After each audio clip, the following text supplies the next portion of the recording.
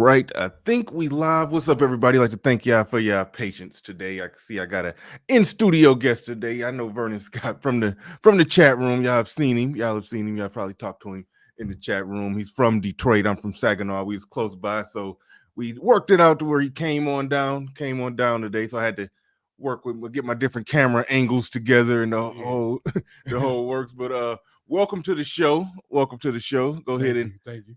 Yeah, definitely. See him. I got 3 different cameras in here trying to figure out what I'm doing. Hey, this setup is something else. This is next level, man. I shout out to Bernard. Definitely. It's all right. It's all right. Man, come on. We not even in the basement. We in a business building. You got to get love to that. That's some next level stuff, man. Congrats to you for making it this far. Hey, man, appreciate it. But we about to get ready to go. People come on in. Make sure you hit the like button. About to roll the intro. Let's go. Let's get it.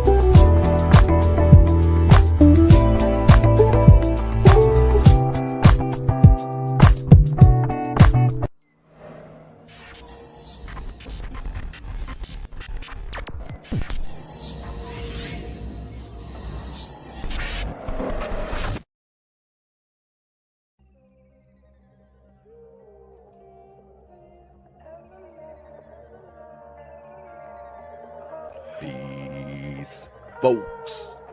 This is X from TPOT Media. Open your mind and wake your black ass up. You know what time it is. Hit that damn like button as you make your way in the door. Grab a seat, settle in, get ready.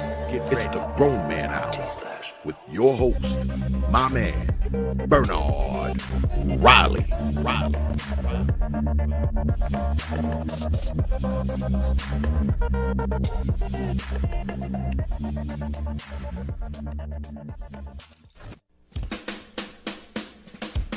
Hey, what's up, everybody? This is Mumia Obsidian Ali. You know who I am. I need no introduction, right? And you're listening to the Grown Man Hour with my man Bernard Riley, heard weekdays right here on YouTube. What do you think about that? How about that? Now let's get back on with the show. Thank you.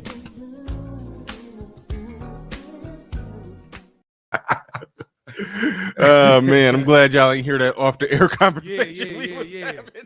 Yeah, that was that. Yeah, you wouldn't have been monetized. I think you wouldn't have been monetized. But what's up, everybody? Shout out to the early bird squads, those that make it in bright and early before we get things started. Appreciate each and every one of you. I'd like to thank y'all for your patience, because it took me a minute to get things started today. Had a in studio guest, Vernon Scott. You know him. You've seen him in my chat room. He's, like I said in the pre-intro, he's from the D. I'm from Saginaw, so he drove on down. So we're gonna chop it up today. But shout out, man. That was a treacherous drive. I know. It's a snowstorm out here right now. I was not expecting that this morning. Yeah, it took a little longer. Those are our Michigan problems. We got horrible winters, bad weather, but we don't have natural disasters or nothing crazy like that. So that's why we get tornadoes sometimes. Not really, though. Yeah, not like you ain't never seen nothing get leveled. No, not like branches might fall down. Might hit a power line or something. But nothing. No. Okay, nothing like city leveling like that. What was that? That plant that got knocked out in Tennessee or Kentucky? And somewhere else, it was just some bad tornadoes. I think 100 people died. Yeah, I forgot where, but no, so that's why I'm like, yeah, our seasons change. You know, you might leave a house one day and it, you know, got on a t-shirt and it's snowing by the end of the day. All kind of crazy stuff happened in Michigan. It was 60 like a day ago. We don't literally. Yeah, yeah. It goes. So that's factual. Yeah, you can go from wearing shorts to having to wear a damn coat and boots and hat and everything. But shout out to Nick Penn in the building. Shout out to Nick Penn. Let me see what y'all talking about here. He says, okay, so we're right. So we were right all along. This doesn't surprise me. No, it don't surprise me at all either. We about to get into that. It's the same thing with Sierra and Russell. Well, we don't know that with Sierra and Russell just yet. Just yet. We don't got to hold out. We don't know. We don't know that. McDowell's Human Resource Department in the building. He says, top of the morning, gents. We all saw this coming. Absolutely. Absolutely. Make sure y'all hit the like button. Make sure you hit the like button. My man KD in the building. Shout out to KD. You always come through hard, heavy-handed on the Cash App. And speaking of that, I think somebody sent me a $1 Cash App before the show even started. I think somebody sent me a $1. The bank account check, that bank account verification. Yeah, Cash App. He sent me a bank account verification. Shout out to Solomon. That's not Solo TV, but there's somebody else. I want to say his last name. I'll just say his first name. Shout out to Solomon. Appreciate you dropping that in there. Marty W in the building. RP Mafia. That ain't a good name. I don't like that name. Red Pill Mafia. I ain't feeling that one. But Evan Perry in the building said, bro, 99% of these celebrities are in open relationships. I ain't surprised by nothing today. Facts. Yeah. That's they facts. Well, they got the money to be. Why do money shouldn't make a man be okay with his girl getting smashed? He don't care because he out smashing. That's usually what it is, ain't it? When you got that level of notoriety, visibility, and stuff like that, and you got that mass amount of resources, ball game kind of changed, don't it? I'm not saying that it's right, but you see them act differently and move differently. They'll be in 10-year relationships and never actually get married. You know, it's all types of different stuff when you get to that level of entertainment. Yeah, okay. Where I'm more or less at with it, I don't care if we've put a label or a title on whatever we are, you ain't smashing nobody else. Now, let's say I get rich to the point where I'm out, you know. Listen, Steph Curry can't take 2 steps without an army of women running at him. Like we know what that is, so we understand that he's getting it in. But if I'm if I'm rich like that, for what I'm providing for you, and for what my style, I don't even mean to bring the whole high value thing into it, but if my value that high, yeah, I think they in position where they could call the shot and say, hey, I can do this, you can't do it. That's where I'm at with it, with somebody whose value is up there. I understand a regular dude got to negotiate. I start tripping when I be seeing these rich dudes not caring, just being in a compromised situation where it's where, I mean, yeah, we could say they don't care, but to me, it low key seems like they just going along with it. Like they don't. I have a hard time thinking that they just okay with knowing that the woman that I'm assuming they love, the mother of their child, just getting full blown knees on her shoulder, just bow, just getting tore out the frame by some broke dude. Yeah. I don't even think they will go for the broke dudes per se. Well, either way, I mean, broke compared to Steph. Broke compared to Steph. It's gonna be broke compared to Steph. I think realistically, I don't know. Like, I don't know what the mentality is. I can't speak for the other side, because I'm with you in total agreement. Hey, if I'm making that much money to make sure that you don't have to do anything, that you could just wake up in the morning and just do you, it's some rules and some guidelines I want you to follow. And it doesn't mean that I have to necessarily follow them. What does Kevin Samuels call it? Exercising options, right? Yeah. So we're exercising those options at that level. I don't know. I guess with the changing of the times, not saying it's right. Again, it just seems like the dudes would be like, I'm out here smashing. In Steph's situation specifically, is like you said, I can't walk 2 steps without without a woman saying, hey, how you doing? Yeah. So if I'm that deep, or they got that type of understanding, and the money is flowing and everything is good, it's why break that up? Why go crazy? the old adage is cheaper to keep her, and it's like, That- would you really want to break up that whole understanding situation? Because I'm not gonna say happy, because there's a difference between being happy and having an understanding. Right. And right, when right. if you have an understanding and y'all cool, then let it rock. If that's y'all life. But for the average dude, yeah, no, that ain't well. going. I think you touched on the part that's accurate, and I'm gonna get into the article that came out. I'm gonna get into that in a second. But you touched on the part that I think is real accurate, is that she want to do that. He don't want to break up his public persona. We talking, the married man, stand-up guy, got endorsements, got a family, beautiful children. And this is the important part, and she gonna take half of everything. Oh. So Bare it's minimum. almost, so that goes back to when you become successful like that, you sign those legally binding documents. She got you by the balls, and I'm not even anti-marriage. I believe families are the best way to go. You've The been wole married work. before, right? Yeah, I've been married before. Yeah, you can't be against marriage. I mean, Yeah, it's dudes that come out. I came out 100% against. I came out 100% against when I got out of that junk. But that's what it is. She could basically, she got all that. She got hella negotiation power where she could practically be like, look, this is what I want to do. He like, oh hell no, you can't do that. Okay, well, we gonna get a divorce. Then he what like, you gonna say?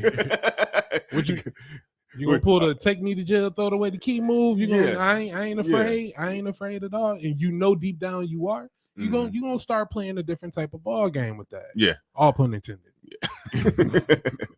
Black Sword in the building. Black Sword 404 says you belong to I thought he was about to say you belong to the streets. He said you belong to the city, you belong to the night, living in a river of darkness beneath the neon light. Thank you for the super chat. Appreciate that. And shout out to my man Nick Penn. He says the setup looks amazing. Salute, bro. Man, it's incredible. Yeah. Thank you. I'm gonna try to every day have the multiple cameras going, and and like I said, it's gonna be coming down the pipeline where every day when I go on, y'all gonna see somebody up in this joint. I mean, maybe not every day, but it's gonna get to that point. It's gonna get to that point. Moving like molasses, moving slow, but it's gonna grow to something. It's gonna grow to something. But shout out to everybody in the building, and for the person who asked, I think that was Dusty. Bernard that's on stilts. Well, he asked previously, am I sitting or standing? No, I'm sitting. It's like a taller stool type chair. My feet touch the floor. My feet touching the floor, but I'm sitting down. I'm sitting down in like a stool type desk. It's got a back on it, but yeah, no. That's when I read like right now when I sit up real straight, it do look like I'm standing. But so I do understand that goofy question that you're asking when you ask was I sitting or standing. But again, shout out to Nick Penn and shout out to, I forgot who that was that sent us a super chat. Can't find you. Damn it. Oh, yeah, hold on. Here you go. Black Sword. Thank you very much for that super chat. All right, let me do a little screen share so y'all can just see the source of the information. Now, I will admit it's not the most, it's not necessarily the most airtight when it comes to the overall source of where they got it from. It's not as airtight. I mean, it sounds very believable because we can go all back. We could trace it from the beginning when that red table talk stuff leaked out. We saw that. We saw the red table talk where she's talking about not getting attention. I already said she's clearly getting attention. She's clearly getting attention from men, even if they ain't shooting a full-blown shot because they feel like, oh shit, she was Steph. I know I can't pull her. But either way it go, dudes are complimenting her. Dudes in her face. They flirting. They staring. They putting a little bit out there to see if she bite on it. Like it's no way you can get out of there. He said, Bernard, a tall midget. Get out of there, man. Get out of there. Enough people didn't see me in person in this space now. He tall enough. He tall. Yeah, he tall. A lot of people in this space has confirmed. I said I was 6'1". And I'm 6'1". I've been seen in person by damn near 100 people at the Manosphere meetup and a few people in my own studio. Man, I'm sick. I missed that. I had Oh, I man. had the company holiday party that I had to be at, and I was like, dang. Yeah. Right when that happened. That was a good turnout, right? Everything Oh no, showed up yeah, it was a right? good turnout. The next one gonna be even better. It's gonna be in Texas. So yeah, start getting you, Oh yeah, I got you. getting saving up for your whatever travel expenses that's gonna bring out of you. But yeah, no, the next one's gonna be a big Oh deal yeah, in I'm there. Texas. It's a I can't fully. I mean, I don't even know if I'm authorized to say, but it's some big names that's already agreed to be on board with the next one. So man, we gonna mess around and pack 1,000 people in that joint, man. I'm really looking forward for the next one. Shout out to Lil Big Nate and Theo. Can't thank those brothers enough for the work that they've done. Can't thank those brothers enough. We got Game Dreamer 58 in the building. He says, let's get this man to 100K. But first 10K, right on. My channel was at a standstill for a while. Like I was still getting good views and people coming through supporting the stream, but I wasn't picking up no new subscribers. But that just now started to move.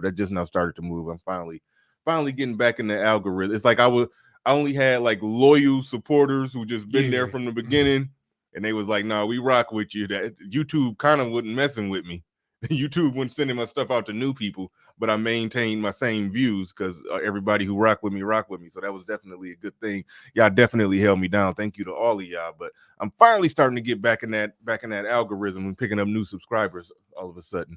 But Snuggles, you're not invited unless you show up in full bear costume. Then you Shout can out come. to Snuggles. She is hilarious, man. Yeah, if she show up in full bear costume, she can come. Little Big Nate in the building. Shout out to Little Big Nate. He said this is an article on Big Little Nate fight to. Oh shoot, good stuff. I definitely let me save that. Let me say yes. I'm glad streaming. I got it to where we could save. We could save post. Okay, cool. I got that one saved. Good stuff, man. And make sure we get the video of the fight. I'm pretty sure you're going to be there recording and yelling and screaming. So make sure we get the video of the fight. I enjoyed watching this last fight. That was some good stuff. But all right, let's get into this article so they can know where we coming from, where this all came from. It dropped on December 16th. I didn't know nothing about this to the book of Alpharonomy talked about it. And then I went and looked it up and was like, oh, this is a thing. This is a thing. So, all right, let's get into it. Steph and Ayesha Curry have an open marriage with a question mark. All right, Steph and Ayesha allegedly have an open marriage like most power couples try to do when the chemistry fades. And that goes back to what you was talking about. Whether it's a chemistry fade or whatever the hell it is, they too big, they too famous, they got too much money, they can't break up. So they just cut some little BS deal where I feel like if he got his balls intact, he could be like, no, you're going to stay here and be mother hen, taking care of these kids. I'm going to be out doing my thing. And that's what it is going to be. I'm just saying, if you make 200 million, you making, I know his contract. No, he signed like a 400 million contract. Oh yeah. Yeah. No, he paid between we're that not even and talking endorsements. That. Yeah, the Under Armour endorsement alone got him paid. Yeah, like when you got it like that, you can call those shots. I'm sorry. What's that? The golden rule? He who has the gold makes the rules. Yeah, I know, but all that money and power get taken away because she could be like, nah, contract. I got you I got papers on you. Hey. But that's the downside. I mean, granted, regular cats don't gotta worry about that, but still, she got him by the balls. Most to where, definitely. Literally, yeah, because she got the kids.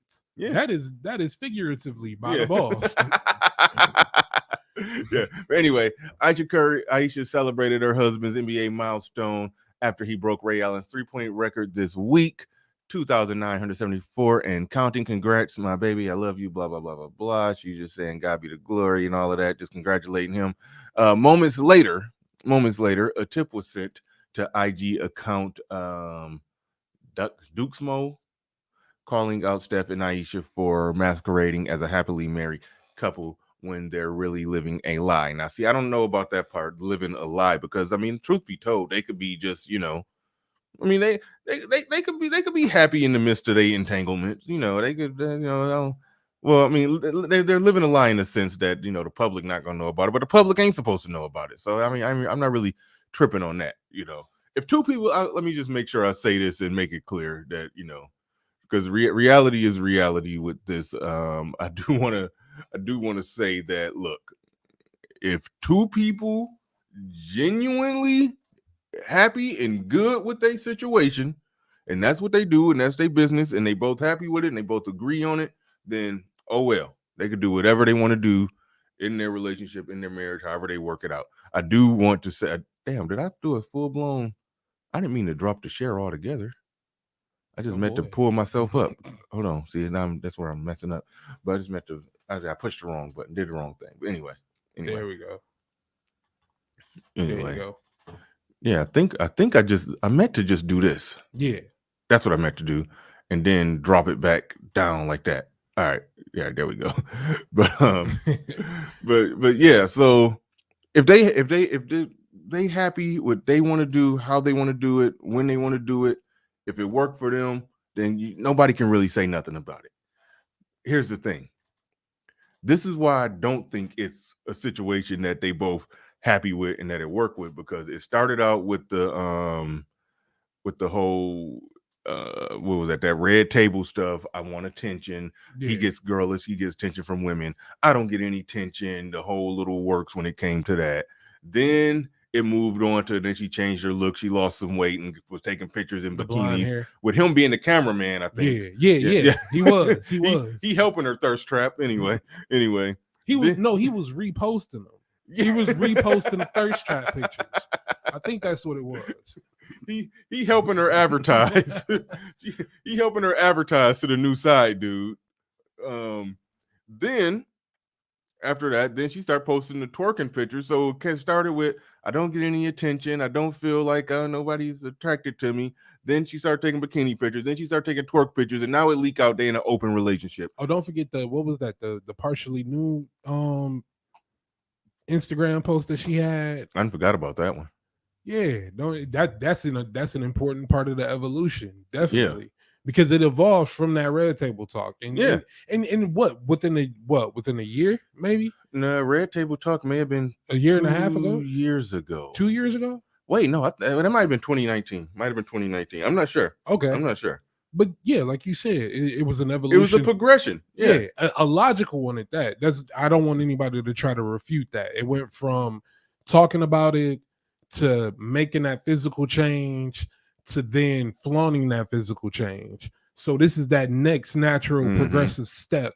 Usually when you get somebody that's trying to gain their own identity back or trying to trying to move into a different realm in her life, trying to find herself, define herself in who she is without him. Yeah, like that's what it is. And granted, like I always say, when I got married at 19, which means I understand what that's like when you look up at 30 and don't even know who you are without this person. I'm not saying that she tripping.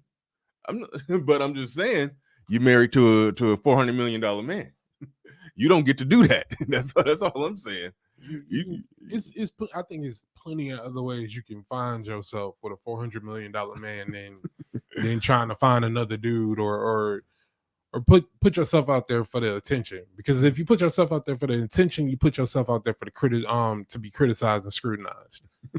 So it's a double-edged sword. So at the same time, you might get that little attention that you want, but how much scrutiny is gonna come behind that little attention? Yeah, which is important. And I think a lot of people, women, modern women, don't understand that. Like, yeah, you get that 5-10% of attention, but it's followed by 30-45% of scrutiny and commentary on how you moving to get that attention. It don't seem beneficial. That cost benefit analysis don't add up to me. Right. It don't. But and Rod, he said, "Damn, Steph got light skin. Look, man, come on, man, y'all been looking bad." No, just it's been tough. He was our one hope. And now we got this. This is, man, Rod. We out here looking bad. What we gonna do about it, Rod? We can't complain about it. We got to step up. We got to do something. Oh man, but getting back into the article, and this was a quote where he said, "Okay, have it on good authority that this well-known NBA couple aren't as faithful in love as their social media and image make them out to be. They both have side hookups and flings, but keep it very private to keep up the perfect family image they show to the world. I was shocked to learn they've been together for so long. But okay, all right. So that's more or less what's getting leaked out. And then again, I mean, I do got to say, it's not being leaked out with hard hitting evidence. No text Just messages. somebody who's in that business of keeping up with celebrity stuff, got inside information, basically just just basically saying she got on good authority. She didn't leak out what the authority was, but it's believable. I'll just say that. Yeah. It's all believable, and it all just looks like a rolling progression that more or less happened. But if you recall, Steph's parents and Sonia and Dale called it quits after both got tired of their they was in an open marriage for a while. See, I didn't even cover that stuff. I didn't even know they was in an open marriage. He says last year a rumor circulated that Steph and Ayesha were headed to divorce court. We believe this because Ayesha went to great lengths to prove the rumor was false. Most celebrities typically ignore false rumors. Back in September, Ayesha shared photos of their wedding vow renewal on Instagram. That's interesting. This type of stuff will leak out when they just recently, renewed their wedding vows. Normally, when couples are renewing wedding vows, that normally means some shit went down. like I think Jay-Z and Beyonce did a little remarriage ceremony or something like that. Normally something go down when you see people. It's usually a major milestone, like either 10, 15, 20 True. years, or somebody fucked up. Yeah, somebody fucked up. Yeah, but let's see. And that's pretty much it. That's pretty much the article. Wait, can you scroll back up real quick? Wait, go down real quick. What was that? Lotto is Christmas party for teen girls and teen moms. Where? What? You the first here? Yeah. Oh, Christmas party for teen girls and teen. Okay, you made me click on it. I'm sorry. The title just popped out for me. I don't know. She got some cakeage down there. Oh yeah. But I don't know what's going on. I ain't about to read this. Yeah, that might be Christmas party for teen girls and teen moms. What the hell is going on? That's why I read that and I'm like, wait, what? What the hell? That don't even make sense. That's why I looked at it and I'm like, can you go back to that real quick? Hold on. What am I reading? Yeah, that's an off the air. I'll investigate that later. Okay. Lotto hosts first annual Lotto. What is Lotto? Lotto for the ladies and Lotto for the ladies and babies. Christmas party for teen girls and teen moms. I don't know what's going on. I don't know what's going on nowadays. anyway, we back. All right, we back. I ain't mean to sidetrack you like that. No, you good. It jumped out. Yeah, you good. Rod of God said, "Fuck out of here. He ain't going. He ain't going." Shout out to TD Tellum in the building. He says, "Women like to have fun even more than men do. Ain't no woman gonna deny herself her fun, especially while her dude out there doing his thing. It just don't work that way. Never has." Well, I understand what you're saying, that women are free, and if the dude out doing his thing, they got a mentality that they're gonna do their thing. I don't necessarily think it was always like that. And I think that there's a such thing as a man having pull and authority to put that woman, I don't want to say put that woman in her place, but a woman, there's a such thing as a woman agreeing to terms. There's a such thing as a man writing his own ticket for what he want and what type of relationship he want to have. And so that's why I'm not gonna go that far to the point to where we can easily get to a point where we can end up caping for anything that a woman do. And I'm not going to do that. I mean, you win the golden ticket in the finding a man department. You got the Willy Wonka golden ticket in Steph Curry. I mean, he for damn sure shouldn't be embarrassed publicly. Yeah, that's for damn sure. Like I think this article is showing a level of taste, because even now it's not a direct, like we said, it's no hard hidden evidence. Mhm. There's no photos, there's no text messages, no snaps or nothing. So this is all still a level of speculation. So even if it is going down in a marriage and this so happens to be true, it's still being kept with a level of anonymity. Yeah. You know, that's And I can't say if it's embarrassing or not for him, because I'm not Steph Curry. I wish I was. But if you don't, if it's just that level of speculation, it's something you can live with, because it's not all the way out there. It's not like being Will Smith sitting at a table with your eyes red and you ain't smoking weed and you talking with your wife talking about an entanglement. yeah. You know, it's totally different. I'd rather take it, hey, let the article be the article versus me being on YouTube and now I'm the new Jordan face me. Man. Shout out to American Negro. It says, notice after the Lemonade album, Rihanna Sex. I don't know what.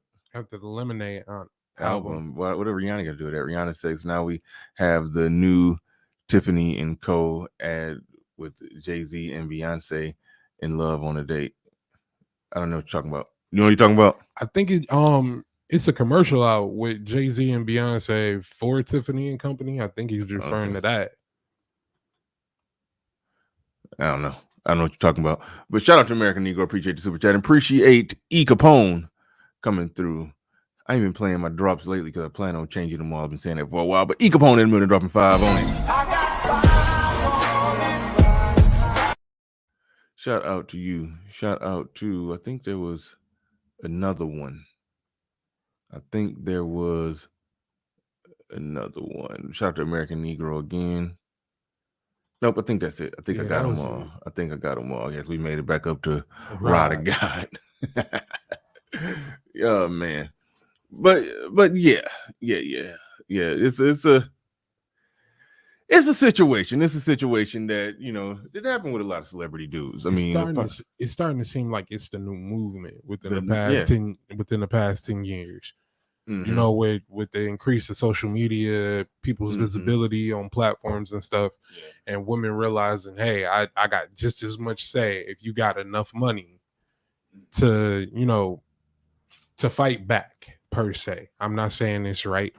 I don't even agree with it, to be real with you. But it seems like more and more now they're like, okay, we don't have to break up, but we can definitely have an agreement, and we can rock with that agreement. We just got to keep it undercover. I mean, Bill Gates got divorced, and then the first thing we find out is that he had a side chick the whole time. Yeah. And keep in mind, it managed to go, 20, 30 years without nobody saying really knowing about it.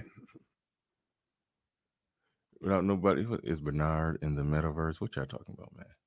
Oh, they trying to get you into the metaverse. What is that? I mean, that's the Marvel reference. No, the Oculus. So you know, Facebook opened up their parent company, Meta, and they're trying to get augmented reality to be a norm now. So that the Oculus Quest 2, the AR goggles that everybody was having a fad over, that's how you get into the metaverse now. And I think he was probably trying to say, like, your background kind of looked like it's a metaverse type of situation a little bit. Oh, no, I don't know. See, I don't know what he's talking about. That's new stuff on me. Osmosis reacts in here. I'm still boiling and don't got the Jesse Lee Peterson clip for you. Beta male. Beta. All right, I gotta get that for him. It's funny. We hold on before we get into that, because it's something that we was gonna get into, something that you told me off the air, something that was personal. But I want to run this by the fellas, and shout out to I got that saved because I sent that to my brother. Yeah, shout out to Shannon Rawls. I hope I said his name right. Who I saw this I follow him on the gram, and so I saw this, and I got to put this one to the brothers. We got to get word on this. Y'all see these two women, all right? One of them, I mean, it's Kerry Washington in the name, actual Kerry. I don't even know if this person is a real person whose name is Kiara. But anyway, that's not the important part. Forget that this is Kerry Washington. It's just a woman named Kerry. Okay, now these are two modern women through and through. They're going to describe them. Y'all, it's probably so small y'all can't see it. I'm gonna see if I can make it. If I can make that bigger, y'all can read along. There we go. Now we zooming in on tatas and okay, now it's too big. Now it's too big. Let me make that bigger. I mean, make it smaller. There we go. All right, Carrie, the one on the left, dressed business professionally. We got Carrie. She's 31 years old with no kids. Lawyer, makes $100K a year. Does not suck penis. Doesn't care about your money. Family doesn't like you. Calls herself an alpha female. That's a woman A, Carrie. Number 2, and by the way, shout out to Shannon Rouse again for posting this. That's how I saw it. So I just shout him out. Number 2, Kiera, 25 years old with 2 kids, on OnlyFans, making $10K a month. Amazing sex.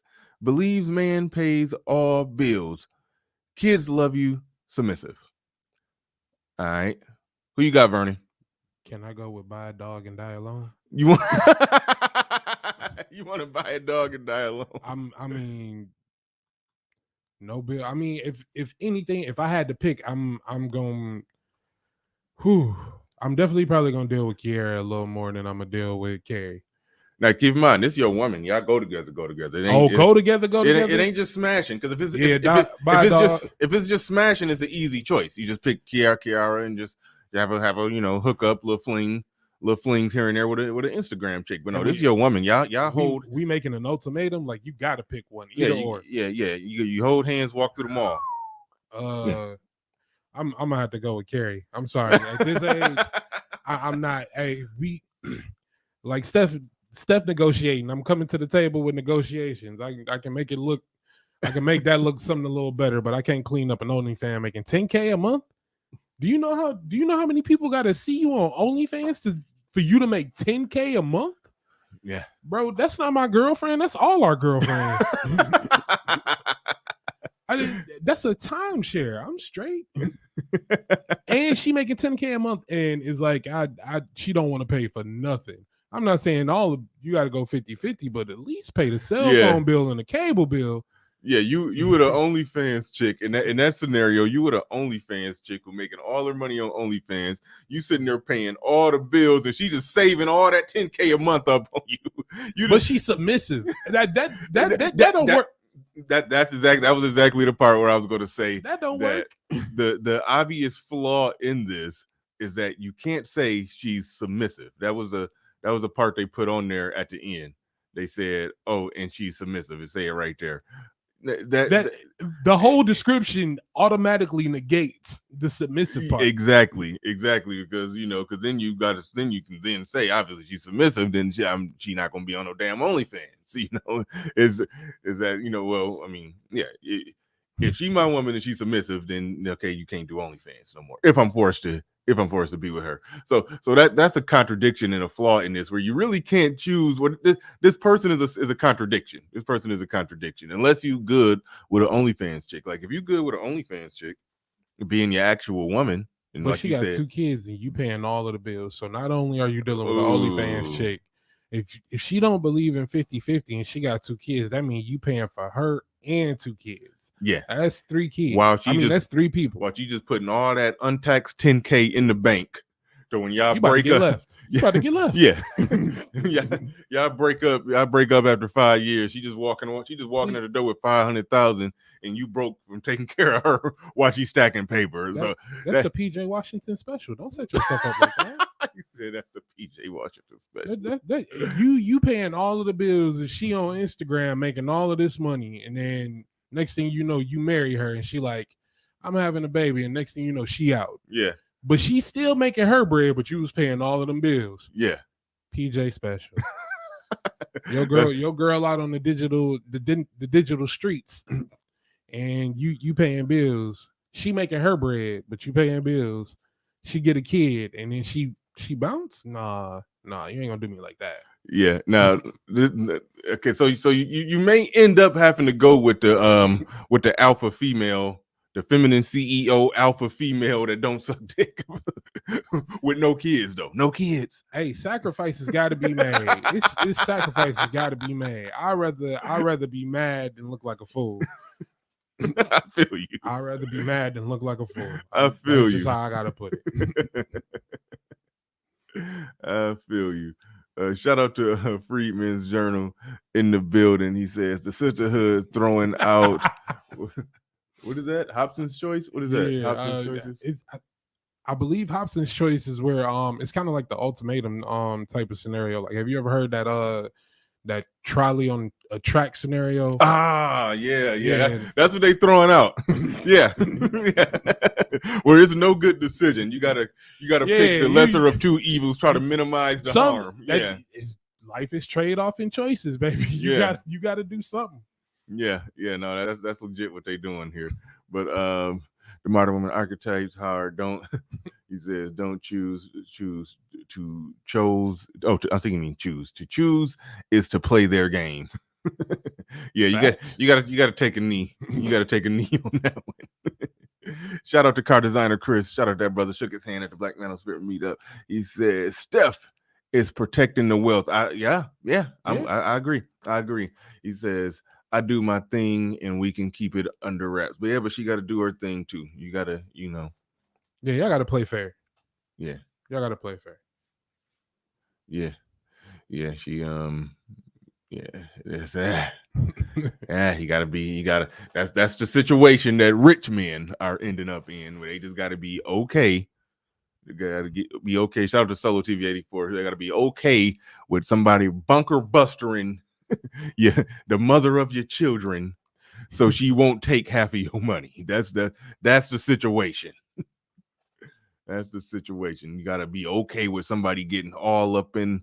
Shout out to MTR, all up in the viscous innards, as he calls it.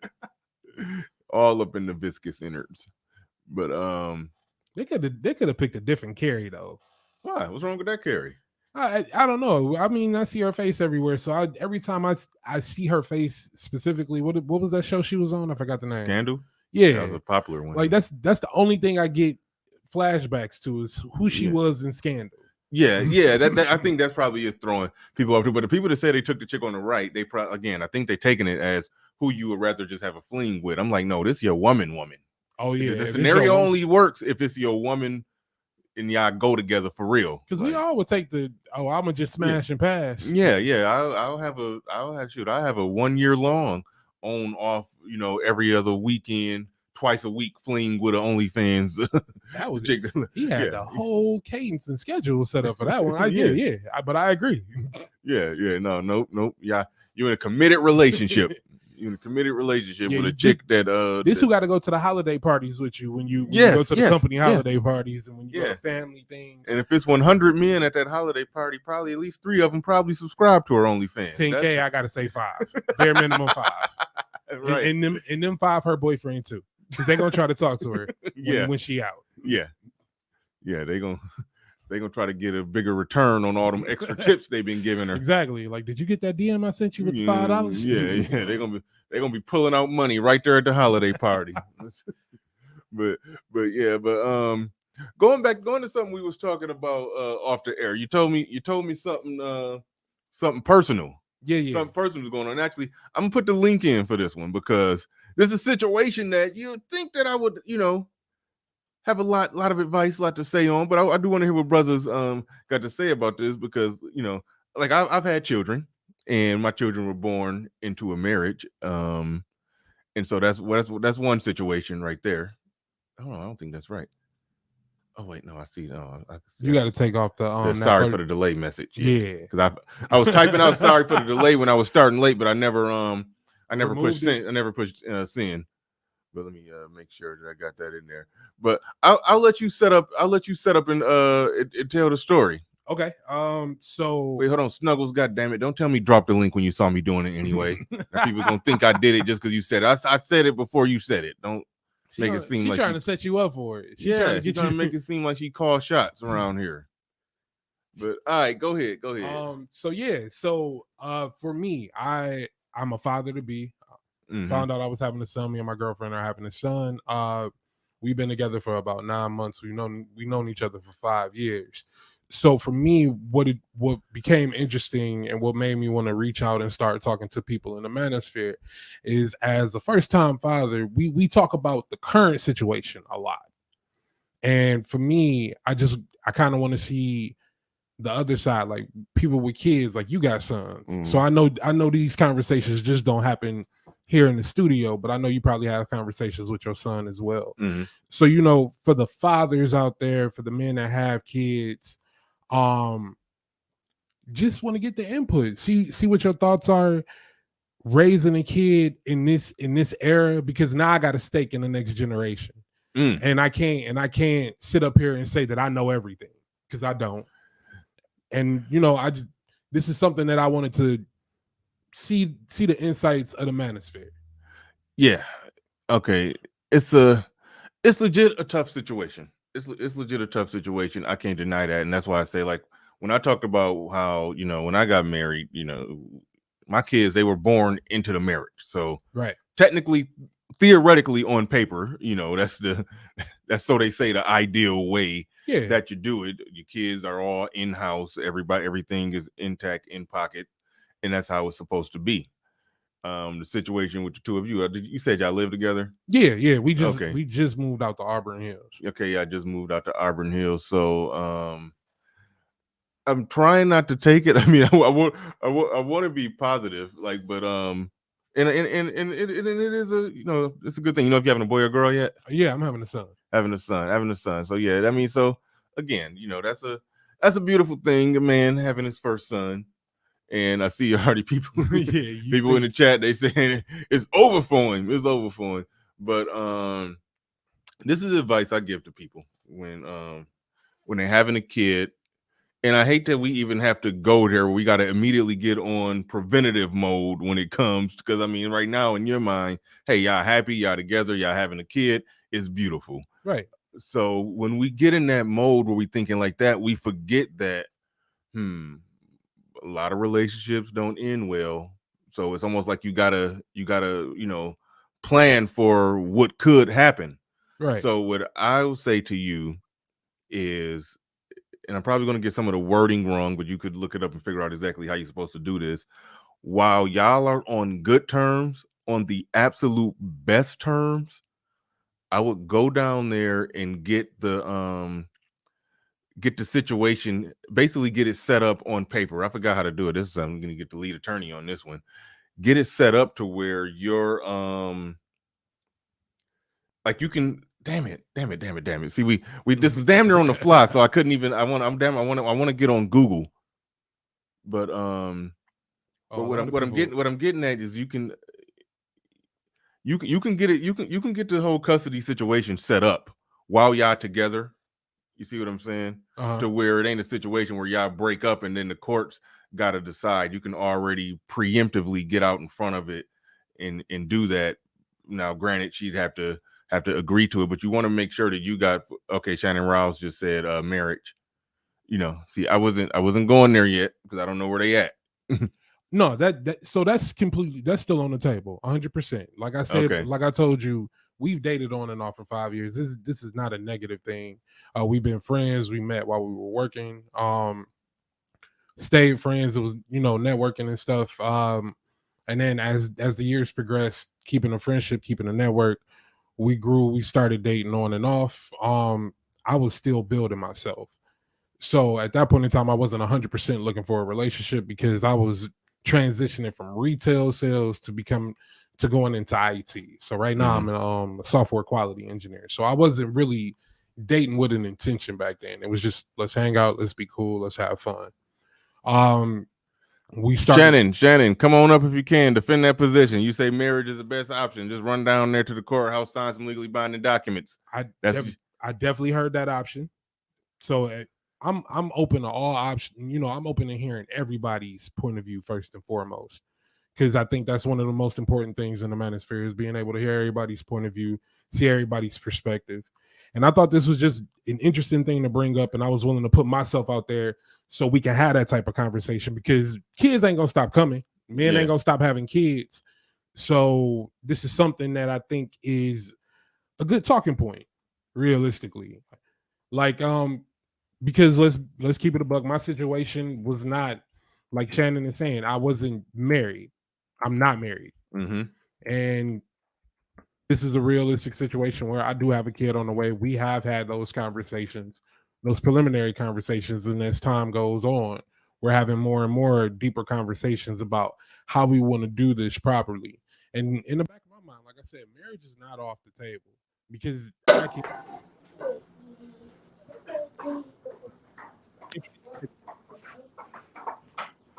Because that's my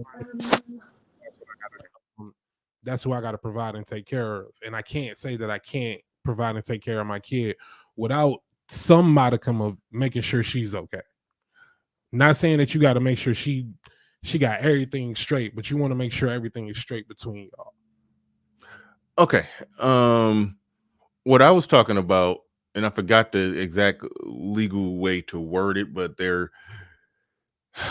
I was saying short of marriage, going signing the marriage documents and everything.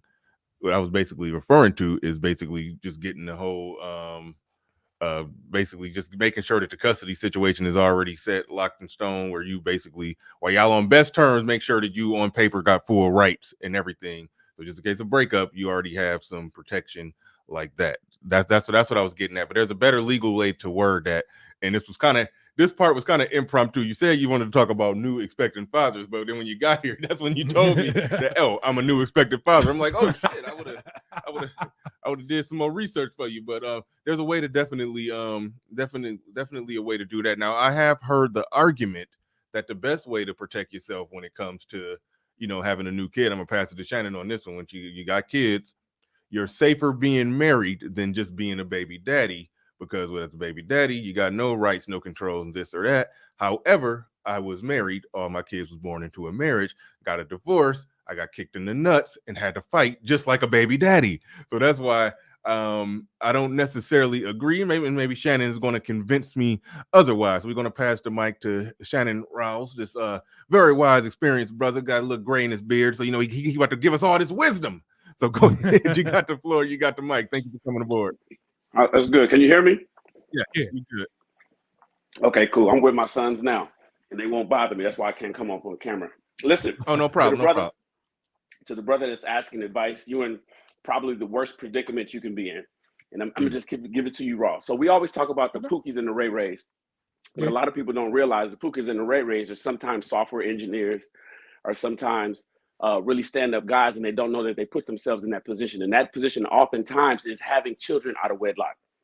Remember, most of the stats that come from the CDC is based on wed or unwed couples. It's not based on who had children or who didn't have children, because they can't really track that. So the reality is, while everything is super good with you and your girl, and this is coming from a brother that's twice married, twice divorced, and 49 years old. 49 years old, twice married, twice divorced. I'm cool with my exes, but I've been up and down the road. I know homies that shit's worked out. I got friends that's been raked over, lost houses and everything. Brother, you in the worst position you could be in the future if anything decides to happen based on her. Now, I get it. Today, everything is good. Me and my girl, we rocking together. We moving together. She got her career. I'm doing my thing over here. She's pregnant. I'm supporting her. I'm going to all the prenatal meetings, and we work and we reading books together, and we doing Lamaze class together. And I've seen it all. And then what I've also seen is that a brother has done everything right all the way through. One time, sometimes somebody shows up that he never realized. Like, who is this woman? This ain't the same woman that I got pregnant. This ain't the same woman that I was married to. That I was dating. This ain't the same woman that had the attitude when we bought his and her cars together.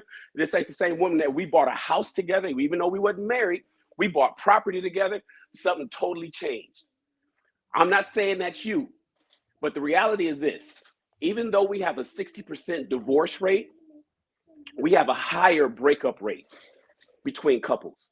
They don't really care about tracking that, but there's a higher breakup rate between boyfriend and girlfriend than there is between husband and wife. Now, with you getting ready to have a kid, I get what Bernard is saying. Like, yo, man, there's some paperwork that you can go fill out, and you can write this down. See, every woman on the world is going to tell her to ignore that. That's almost like a prenup. Especially a girlfriend. She's not going, rarely are any women, especially black women, going to try. First of all, there's not really much paperwork that's going to really protect you either way. But even if you were to try to get something drawn up, that's going to cause dissension within the relationship in and of itself. And most women ain't going to be with that. It's like, nah, because what if you trip? What if you become on drugs? What if you become abusive? What if you do? So she's going to look at her protections. I don't want to give that up. So she's going to look at it like, hold on, wait. I'm sorry, and you're saying some good stuff. No, so I hate to interrupt, but if you're saying that if he tried to on the front end while they're on good terms get something drawn up and set up to where basically she got rights to the kids are with him, and then she would and you're saying, oh, is she not going to agree to that because that put her at a disadvantage just in case something happens with him? Depending on what state he's in, because if he's in California, that don't matter. But I don't think he's in California. All right, but how is a good alternative is to go sign the legally binding documents at the courthouse, aka a marriage, and then that puts him at a disadvantage when she go to getting on some fuckery. It's like almost like you're saying, oh, well, she ain't gonna go for that. So you're saying he need to just go for what she want to go for. Like that's the pickle. Right. So here's the response to that. Right. You're basically saying, Shan, why do paperwork beforehand for the kid alone and just jump into full paperwork between them? Because the kid alone, he's screwed either way. At least with marriage, depending on what state he's in, if it's a no-fault state or if it's an at-fault state, she's legally bound to a degree before and has to go to court. Somebody had, remember, divorce is getting sued. Divorce is nothing but a lawsuit. And there's a plaintiff and a defendant. They just they reworded it to a respondent and a petitioner, right? They just changed plaintiff and defendant to respondent and petitioner. But at least when he gets sued to get a divorce, or he sues her to divorce her, they have to go before a court. He has a better fighting chance. See, the thing is, if for the brothers that go out there and was married and had children, and they still get screwed by the court, they are not as screwed as if they were just a boyfriend. It seems that way because that's the ones that we can track. It seems that way because that's the ones that we highlight. Oh man, he was a husband. He was with his wife. She took him for alimony. She took the baby, the house, and all this other kind of stuff. But we don't hear nothing about just the boyfriends and girlfriends because that's automatic defaulted to the mother. By all 50 states in the country, at least he has a fighting chance as a husband that has a lawyer who's fighting her in court for his child. So his best chance is to just go ahead and get married. And that's why a lot of us, sometimes older fellas like me still, even though I'm twice married, twice divorced, single right now, I still champion marriage as sometimes a protection for men with children. Because if you have children out of wedlock, you're at the mercy of that woman, period. There's nothing else to talk about. There's nothing else. You're at the mercy of how she feels and how her mama feels. And if her cousins and her homegirls and the sisterhood get a hold of her and Fufu is going to switch and become Americanized, the next thing you know, you're going to just be screwed, bro. I definitely hear what you're saying. And I'm yet to hear somebody properly refute the notion. I mean, it's almost like you're screwed either way if she go left to some degree, but it's so getting married does put some extra protections for him. I don't even know if it's extra protections. It just it more or less symbolically make you look better in the eyes. Well, no, because remember, Bernard, there's divorce court and then there's family court. So family court is where anybody, like, I'm fighting for my kids to get. First of all, women ain't going in family court. Women are not going to get. They're not going to lose any. I don't care what state you're in. They're not going to lose like custody. If she could work at McDonald's and could get and can live in her mama's second bedroom, she's good with the kids as far as the courts are concerned. The baby is safe. So in family court, it's just a boyfriend and a girlfriend fighting for custody. In divorce court, there's a lot more things involved that can sometimes be advantageous to the husband. I know it's not often, but it's certainly more than just a boyfriend. And so his safety, and then this also puts her legally bound, and it protects him also to a degree. Now, here's the thing. I believe in black love, and I believe that this brother and his woman is going to work out for the rest of their lives, and that child's going to grow up healthy and safe and protected, and he is not going to be part of the statistic. However, I'm just saying you might as well say it in the name of Jesus. Hallelujah. You might as well, I I gotta appreciate put that that out though. there because we got. I appreciate that. That's that Come on, wisdom you was Bernard. talking about earlier. That's that gray beard wisdom. Don't take that away from We me. gotta pray for that. We gotta pray for that. But I am gonna say he's starting off. Even though I think he mentioned him and his girl just moved into a new city or something like that, and everything is good today. Christmas 2021. I don't want to hear no bad stories come Christmas 2022. And so what I'm saying is, in the way the direction he's starting off the new year is not going to work out for him as good as it would if he was a husband, as opposed to just being a boyfriend. That somebody could just wake up one day and be like, oh, you know what, I'm not happy, I'm out. And there's nothing legally bound to make them stay together. She could just be like, I'm gone. all right. We got to go to Coach Ali on this one because Coach Ali do got a lot of insights on this too, because he's actually somebody he's one of the only people I know that has a working, functional, non-state sanctioned marriage with contracts and the whole works, everything drawn up. So I definitely want his insights on this. But car designer Chris in the building says, take it from a man who had a kid before I got married with a woman and then got married to a different woman and had kids in 2 households. Don't have kids without getting married. We all agree with that, but the brother man in the studio is already it's too late for that one. It's too late for that one. So I mean, we dealing with the. But that's good advice for the men out there. That if you still got that option, yes. But the baby is already in the oven. Is so. So the preemptive advice on that is that's not going to get him nowhere. That's not going to get him nowhere. Leon 008 in the building. He says, my woman and I make around the same money, and I am thinking of getting a prenup that states 50-50 custody. Do y'all think that would work? We got to lead attorney would be good. Hope lead attorney, if you're listening, come on up and give us a little info on that one. But I think you can put it in I think you can put 50-50 custody into a prenup, and I think you can.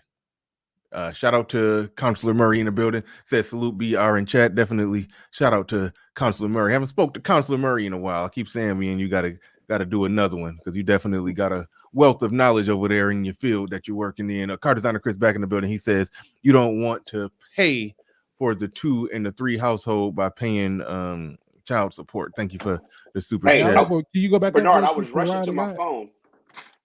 You're absolutely right, Bernard. You can put 50-50 custody in a prenup when everything is all good and you guys are happy and love in the honeymoon stage, and you guys have the smarts to drop a prenup before you get married. You absolutely can put a 50-50 custody. You can put anything in the prenup, and I get it. Prenups can be overturned by the judge based on his. A judge can overturn the dealings of a prenup. Rarely does that happen in America. Most judges honor prenups because they realize the mindset of the people that actually created it years ago. And so outside of drug abuse or some shit is there actually is there actually some data on that judges rarely overturn prenups? I do know the lead attorney did speak on that, and he said whenever somebody say a prenup got thrown out, ask the question why. Is normally a reason why, like in the sense that he said he probably pulled out the prenup the day before the wedding or something crazy like under that. Distress. Duress. But that's why. So I do want to know the actual data on that one, because it's one thing to just say, hey, they rarely throw them out, but then that's something we got to look up. That's something we got to look up. But hold on, wait. Sodomy and chicken. Hold on, real quick. Sodomy and chicken in the building. He says, "Why give her child support when you can give her alimony too? Be generous for Black love. If your mind says it will come. If you manifest, it will come through. Thank you. Yeah. Shout out to Sodomy and chicken. Go ahead, Shannon Rouse. And then we're gonna pass it to Coach Ali. No, I didn't read it in a stat. I read it from an attorney. I read a report. I got to go find. It was an article that an attorney did. He was talking about it's shied away from judges because it's a record thing, right? Even judges get a record on the courses that they do on the court cases that they preside over, and so it's basically like, judges just generally speaking, maybe it's an unwritten rule. I don't know. This is just what the attorney had said in the report, and I think I guess you said lead attorney even said the same thing. Outside of some drug abuse, or he killed somebody, or he's in jail for 20 years or whatever, and they get a divorce while he's in prison, some extraneous reason, if it's just because of a dispute or somebody cheated or some bullshit that most people get a divorce for, judges usually honor the prenup from the very beginning. That's kind of how Ron, I forget the guy from the 71-year-old. Yeah, no, not Ron Burgundy. Yeah, he said, yeah. Not him. The cat that just got divorced a minute ago from 38 years with his wife, he's 71 right now. It's because in the prenup, it was stated that you can't cheat, and he cheated and got, he went out and cheated and got another woman, and so that's why he has to give up. Like, he had to give up the house and give up $12,500 a month, and he has to give up 20% of his income for the rest of his life, all because based on the prenup that they signed 33 years ago, and the judge just honored it based on what they signed then. So I don't have any data for you. I'll go find that article though. I just got to search for it. Yeah. And assuming that prenups work as well as the lead attorney says, look, don't put. I would not put it in there that the prenup is thrown out if I cheat. You don't know what you're gonna do in the next 30 years. Even if you just so in love and faithful and all that right now, you got 30 whole years of your life. You never know what's gonna happen. Don't even. Yeah, no. I wouldn't let it. Don't let a chick get you by the balls like that to say that. No, if you cheat, we throwing out the prenup. But it is a tactic though. If the prenup is honored, you can you could incentivize certain behaviors in there, but don't bend over to that one. No. But anyway, shout out to Snuggles in the building. She says, gentlemen, before the shenanigans start, I would like you all to play my nope. If you ask, I don't play it. If you play my music to quell the savage beast that is about to arise because of the conversation. No. If you ask, savage beast is going to rise. Yeah, she think we're about to have a shootout over this. Well, here come number 16. It might be shots. It might be shots fired if I know number 16. He says, of course, an attorney. See, I think you're about to take a shot at lead attorney. He said, of course, an attorney would say prenups are safe. If a prenup can be voided for any reason by a judge, then it is worthless. That's why I'm gotta do some research and try to find the data on that, how many prenups actually get thrown out and the reasons why. Oh, he was talking about Ron Perlman. That's what he was talking about. Yes, I don't even know who that is. The dude that played Hellboy and the president of the Bikers Club in Sons of Anarchy. Yeah, I know Hellboy. I don't know. I never watched Sons of Anarchy. And he said, not a shot at TLA. Yeah, don't be taking shots at I just did some pre-recorded content with TLA. I'm going to be dropping it out bit by bit. But the first one we did, when he got married, he didn't sign a prenup when he got married at 30. So yeah. When you tell him, you said something about the Beijing high, and he like, hold up. Yeah. Omit that. Yeah, we should have edited some of that out. But anyway, we got Coach Ali in the building. Like I said, he got a wealth of knowledge on this subject. So go ahead. You got the floor. You got the mic. What's going on, fellas? How we doing on this Saturday? Doing good. Oh, and moderators, drop Coach Ali's channel in the chat room. Drop Shannon Rowe's channel in the chat room. My man Vernon Scott in studio. He don't got a channel. He just hanging out. But maybe I need to start a channel after this one because I know a bunch of people might be trying to reach out to me like, hey, bro, I need to talk to you real quick. Drop your email. What's your email? Actually, can I do the Instagram? Yeah. Just put your Instagram, or you can probably get on your phone and drop it in there yourself. Yeah. Or just tell me. V4 _Vans. V4. The number 4. Yeah, the number 4. V4 __ Vance. VANCE. Yep. All right, that is his Instagram. If any brother want to contact him, because there it is right there. Again, this is so I'm not looking 100% because I know my situation, and I'm not gonna put my full situation out there because that's a personal thing. But like I said, I felt like this is a conversation that can really be had, and I wanted to use myself as that conduit to have that conversation because I think it's getting a good response. And and especially this is something that the lead attorney can get into. Shout out to the lead attorney because I watch him too. Yeah, I watch everybody. It's dope. Mediocre tutorial and reviews. I was just on Anton Daniel's channel last night on the panel running my mouth. So I'm out here making my rounds. Okay, all right, no doubt. Number 16 in the building. He says, if I was talking about TLA, I would have brought up his stiff hips and his struggle streaming, but it's all good. Get off TLA. That's the shot, though. Yeah. Y'all need to. I just joined his Patreon, man. He struggles streaming, but he got a lot of. He know this YouTube game really well. He actually. He know his stuff. He be teaching young up and coming YouTubers, teaching them the game. So if you're trying to get a YouTube channel started, he de facto teaching a course on it. I don't think he got a full blown course out yet, but he's basically teaching courses on his Patreon. So yeah, you definitely want to become a Patreon of TLA if you plan on starting a YouTube channel. And I just did a commercial for him to because y'all taking all these shots at him. Let me do a commercial for him. But all right, Coach Ali, you got it. Okay, I won't be on very long, but shout out. Take your time. Shout out to the brother. I'm not here to bring you any doom and gloom. Let me be the first one to say congratulations, bro. You're a father or about to be a father. You know what I'm saying? With Bernard and and brother Shannon, with all of us being dads, man, it's quite the journey, man. And again, you have all the ramifications around you, but at the same time, that your blood flows or your bloodline's going to flow through your son. And so, yes, I do have an off the grid marriage or a non-state sanctioned marriage.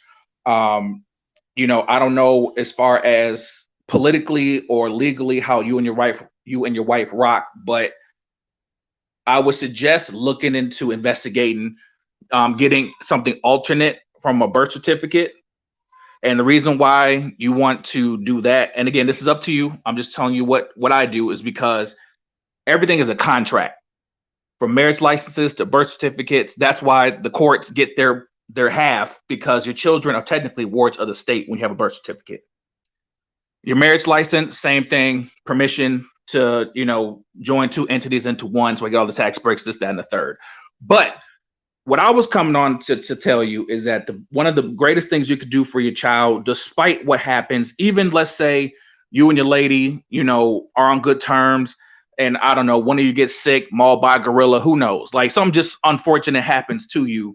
The best thing you could probably do is either provide life insurance or a trust for your child or however many children you have.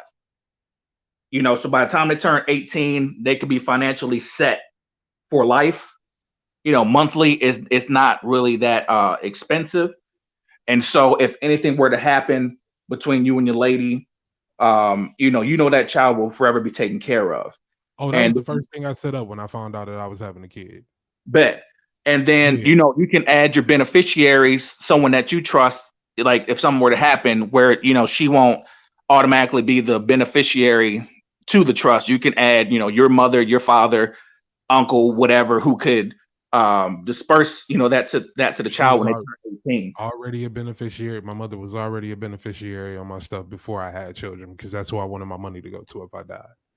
So, I use Gerber. I got Gerber on both of my kids. It's only really $40. Gerber. Mm-hmm.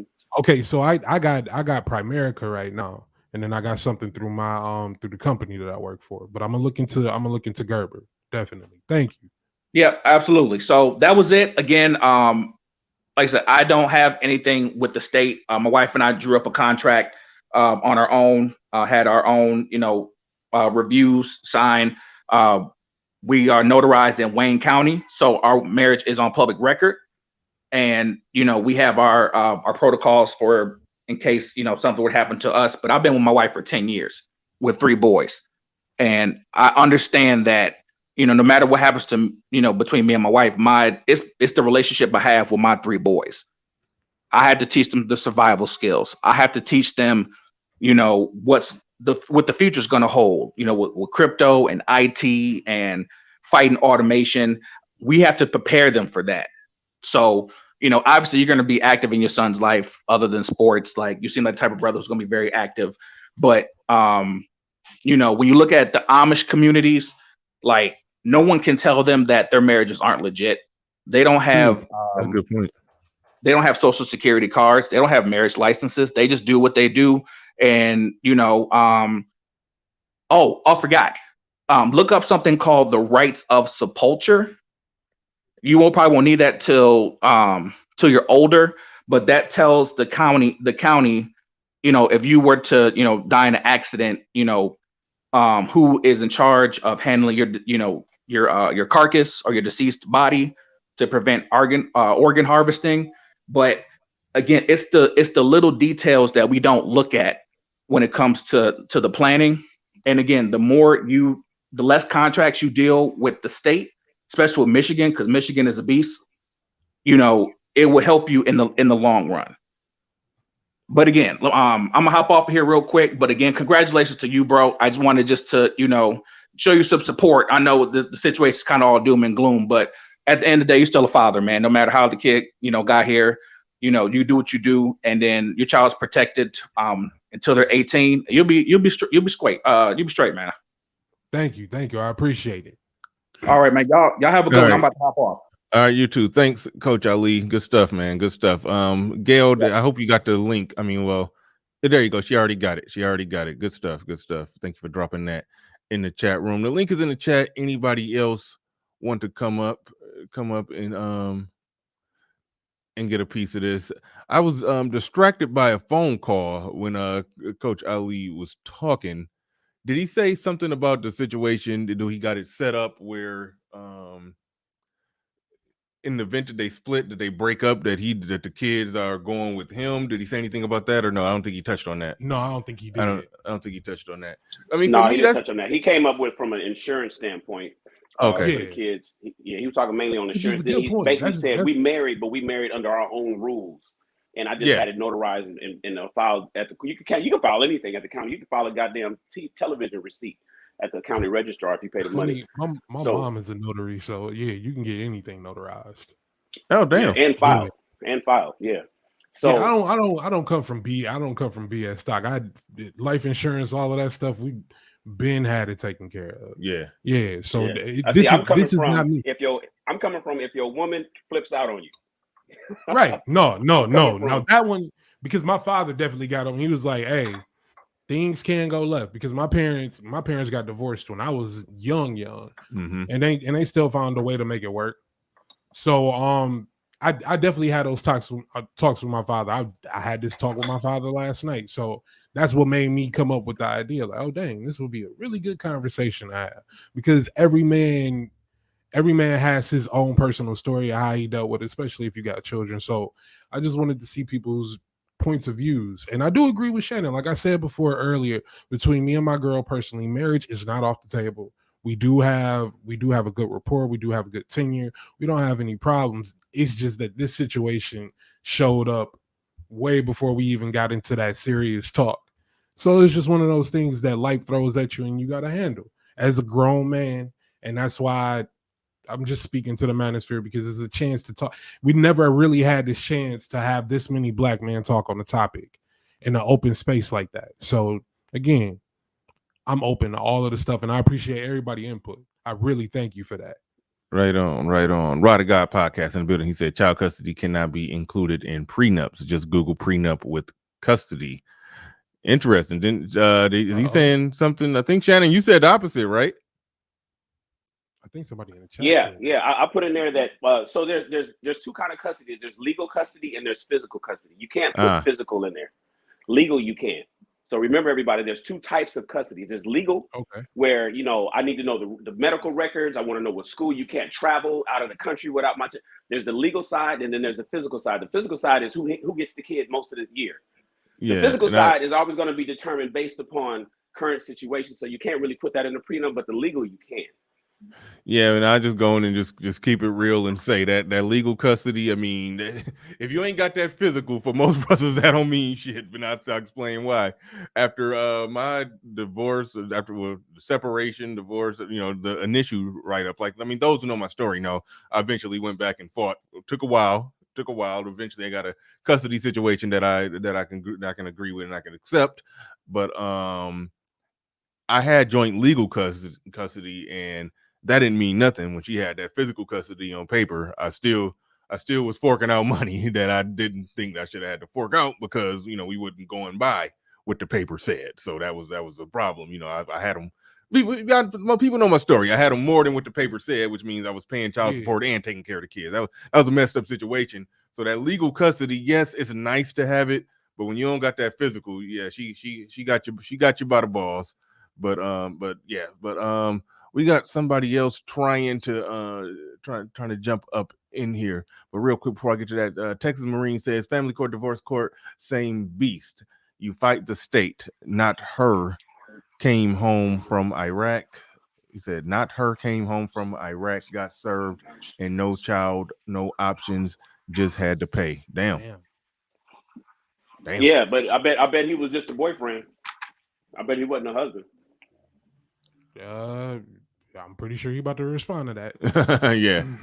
You let us know real quick.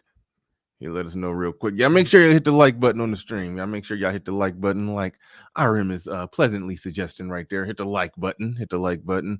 All right, we got GP Law. Let me make some names pop down there so people can see the name of the people that's on here. Should have had Coach Ali's name up there so everybody could see it. But GP Law in the building. Go ahead. You got the floor. You got the mic.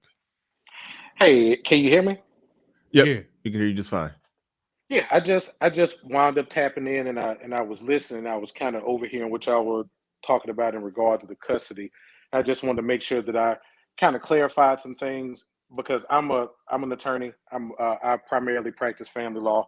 So there is no way for you to be able to make any sort of determination of custody or visitation in any sort of agreement without it being recognized by the state. So if you're not married, then the mother generally is the person who is the primary custodian of the child. You've got to establish custody, you have to establish paternity, and then you have to establish that visitation. So there's nothing that you can write up, even though you can go to any courthouse and file anything into the record. I heard that it's true. You can file a receipt, you can file whatever you want to, and they're going to stamp it. They're going to take you $100 or however much it is in the state that you're in, and file it into the record. It means absolutely nothing if you don't know what you're filing. But there is no agreement that you can make prior to. There is no marriage. There is no marriage contract that the state is going to recognize, even if you file it into the record, where they're going to follow any of the rules or parameters that go by that. It's just not going to happen. There is no. I heard one of the gentlemen say something about legal custody versus physical custody. That, like I said, until there has been until the state has recognized custody or paternity whatsoever, that there is the only person who has custody of the child is the mother who brought the child into the world. There is no other custody. It's got to be established with the state in order for anybody to recognize it whatsoever.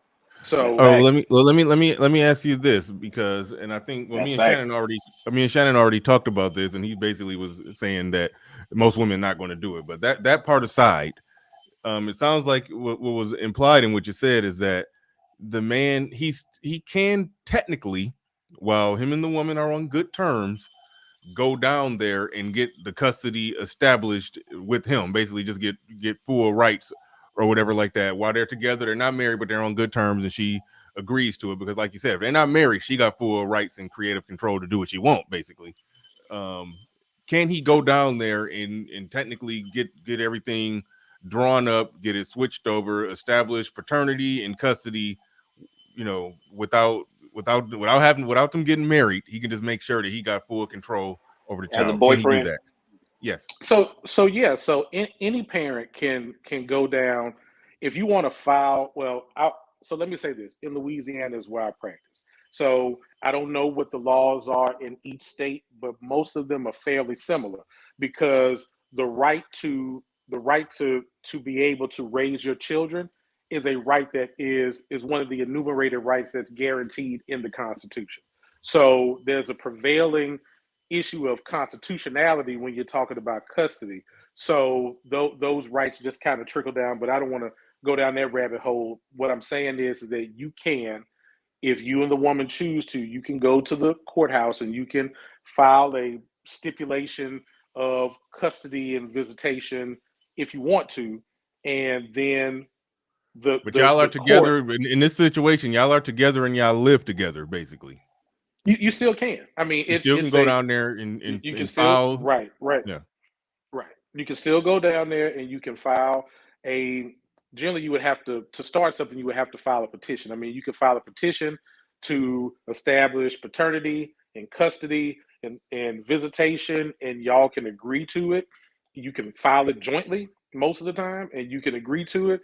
The court generally will, as long as it's not something that's just out of bounds or just something that's just way off kilter, then the court will generally just go ahead and sign that order, and it will become an order of the court. Now, because there hasn't been something that's called the best interest of the child determined within that, best interest of the child can only be determined through a trial.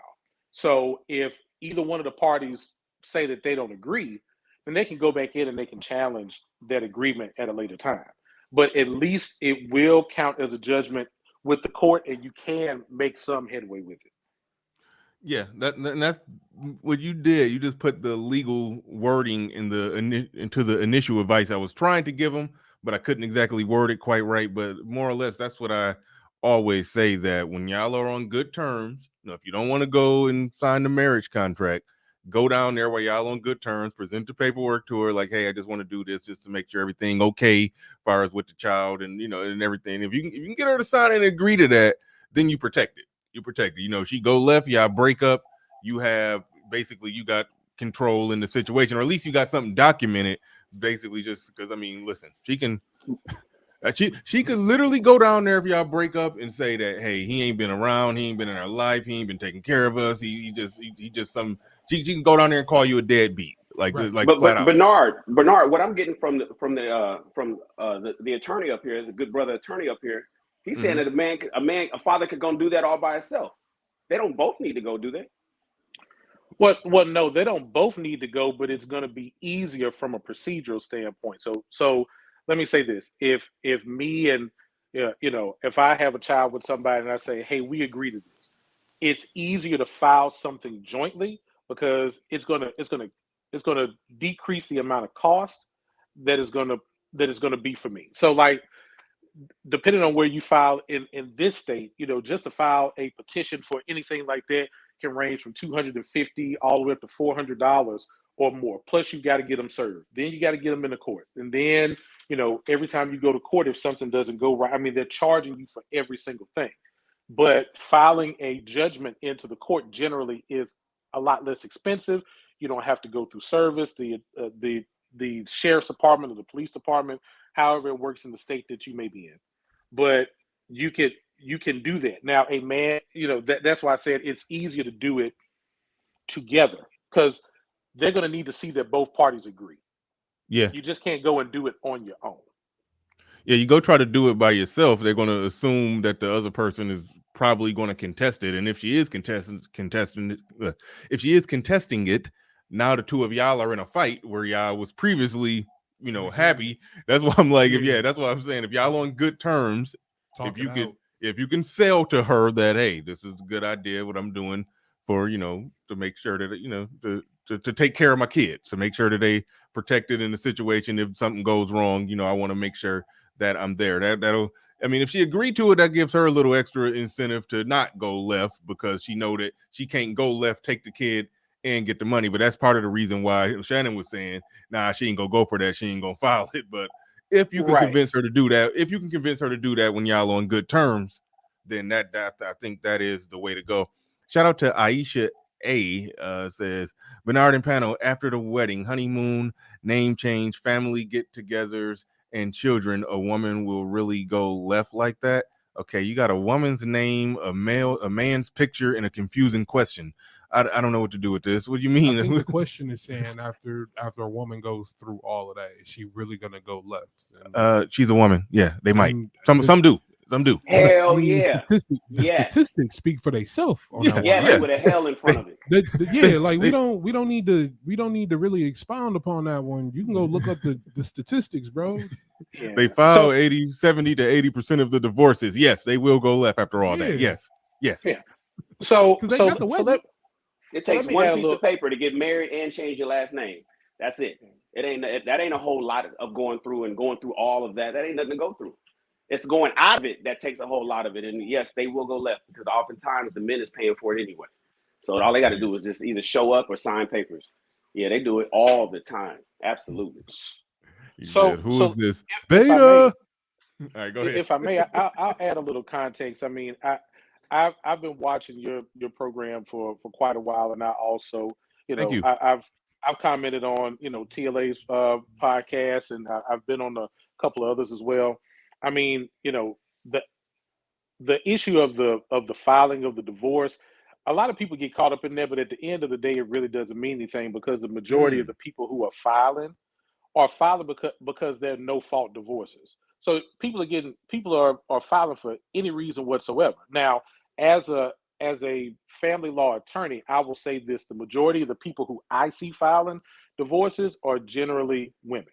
The men that I normally see filing divorces are generally filing because the women don't have the financial ability to be able to go in and pay for it, or they're unwilling to go in and pay for it. So a lot of times men are filing and it's an agreement between the man and the woman that they're going to get a divorce, and he just says, well, the hell with it, I'll go ahead and pay for it. So I'll say that to the extent, probably, even though it may say some places you'll see 60, some places you'll say 70, some people will say 80, but I'll say probably 85 to 90% of the divorces that I encounter are issues that are initiated because the women generally want to get a divorce. So I I'll gotta get say that that. on loop. I gotta get that on loop and, Um, and periodically play that from time to time. now the other issue, I hear a lot of people also too make a whole lot of noise about the prenuptial agreements and things of that nature. Most of the time, the reason why prenuptial agreements don't hold their water is because people are being cheap. They go to they go online, they go to whatever document service that they can find online, and they find some bullshit that they got online that doesn't even apply in their state. They don't know the laws in their state, and they go and present it. It means nothing. Spend a couple $100, get you an attorney. Go ahead and have the attorney who's properly versed in family law put you together an agreement, and it's not going to be a situation where those agreements are just not holding water. Wait, Most of hold the on. You time. said it's just a couple $100. I'm thinking you had to drop 2,000 on the lawyer's desk to get that done. That's just a couple hundred. Well, it depends. I mean, I mean, I don't want to say what other attorneys will do, but generally something is simple as I'll put it this way: we know the numbers. The majority of people don't have a lot of money, don't have a lot of Right. assets. So what you're going in and trying to fight over isn't going to be something that an attorney is going to have to do a whole bunch of writing up of. You're talking about a couple hours worth of work tops. Maybe they charge a flat fee, maybe they charge by the hour, but I can't really see it being more after the initial consultation and drawing up what you need more than $1,000, $1,500. I really can't see it being more than that. But hey, some attorneys charge $400 or $500 an hour, just depending on what market you're in. So I don't want to quote it, but it's not that much if you've got something to protect. Right. But in many states, you can protect your assets even before a even before a marriage. Like here in Louisiana, they have something that's called articles of parapherналity. So I can go in and I can say before I even get married, I can declare with the parish or with the state that everything that I own now is mine. My business is mine. The assets of it are mine. I can turn that in, and it's not a premarital agreement. It's just something that I have filed to protect myself, and it stands. So, get you an attorney. Most people want to go to Google University and want to be lawyers. Go get you an attorney, and it'll make it a lot easier. And then the last thing that I really want to touch on, because I don't want to, take up a whole bunch of y'all's time, is Oh no, you good. You good. I'm gen- loving it. I'm loving it. Go ahead. gentlemen, you need to make sure that you are just documenting everything. Hmm. At this particular point, I'm married, but I was, I was, I was about that life when I was a younger man. So I mean, I have a child that I had before marriage, and a lot of this. I still have text messages in my phone from 2010. So, you know, it takes little effort to make sure that you are documenting what you need to document. You know, make sure that you're keeping your text messages, make sure that you're keeping your receipts. When my daughter's mom took me to court for child support, I by the time the child support order came, I had paid more than what I owed, and I had receipts for it. So it's very easy to make sure that you're taking care of what you need to take care of. Just keep your messages, keep your receipts. If you're having conversations on the phone with them, or you're having conversations in person, make sure that you confirm it with a text message. I just want to make sure that I'm picking up the child at this time. I just want to make sure that I'm giving you this particular money and it's going to pay for this. It just makes it a whole lot easier. You give folks enough rope to hang themselves with, and they'll do it every time because they'll go in, they're gonna lie. I know that pissed Yeah. her off. First of all, she went up against an attorney, but second of all, you had all the you had all the paperwork, and the fact that you ended up paying already just on GP more than the court order would have had you pay. I know that pissed her off. Yeah, Brother, I mean, Well, I let me mean- hold on. Wait, let me before you ask him a question before you jump in, Shannon. Let me ask the good lawyer here a question now, because I asked the lead attorney the same thing. Now, were you a lawyer when you got married? no. Oh, when I got married, yes, yeah, I was. Okay. Did you? Okay. So did you? Both Did my you wife sign and a prenup? No. See why these lawyers tell us to get prenups, but they don't sign prenups when they get married. What was that? What was that But TLA see said here, that most people but don't let sign me prenups? let me finish. Let me let you Okay. know. All right. Both my wife and I are attorneys. Okay. So at the end of the day, I'll say this: when you talk about prenuptial agreements, right? So you're protecting your whatever your assets are, whatever the case may be, prior to you getting married. Most states are going to be community property states, so everything that I acquired during the marriage is going to be shared property, right? So that eventually we'll have to contest.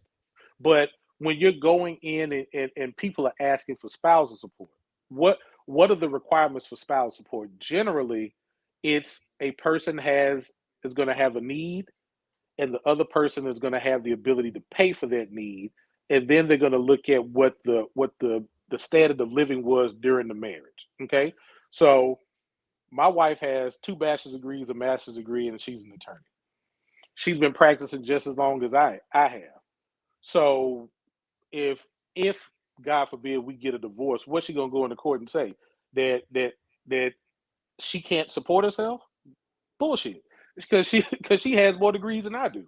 So it just depends on everybody's separate situation. Like I said, people who are making $35,000-$40,000 a year really don't have much to be talking about protecting. So some people do, and for those that do, then you need to go and check out what your options are. So I was practicing for several years though before we got married. So my business was already my business. It didn't have anything to do with the marriage. So there's nothing to protect with the business. It was LLC, years ago. So that's my business. Even if we said, I mean, it's my business. So the same way that everything that she had before is hers.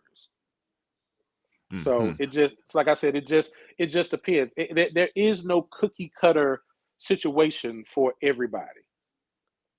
Right. Ayesha A in the building is clearing some things up. We thought it was a woman, and I understand that comment now because he's saying Ayesha. I don't know how you going to say it. But anyway, sir, it's Nigerian. Long story short, it's Nigerian. He's saying it's Nigerian, so that's not a woman's name. It's Nigerian, and I understand that question about women going left because when I spoke to Ike Ogiamien, who is from Nigeria. We talked about why Nigerians have a like a 1% divorce rate. Like their divorce rate is 1%. So that's why he didn't understand that. He's saying, you're telling me a woman will go left after all of this? Okay. Because they got that 1% divorce rate. You know, I mean, I think they just burying broads in the backyard. That's my opinion. I didn't get Ike to admit that, but I think that's yeah, I think that's what's going on. Yeah, she That's funny. You ain't leaving. That's funny. Coach still in the building says, is it possible to have a prenup specify how much you will pay? And no, I already know that, how much you'll pay in child support in the case of a divorce with a woman getting custody is impossible. I already know that, because that's going to come down to, you know, more or less what you was making minimum wage when you got married, and you're making $200,000 a year during a divorce. They can't specify child support. They can't pay. Unless you go to one of those, like I think Texas has a cap, right?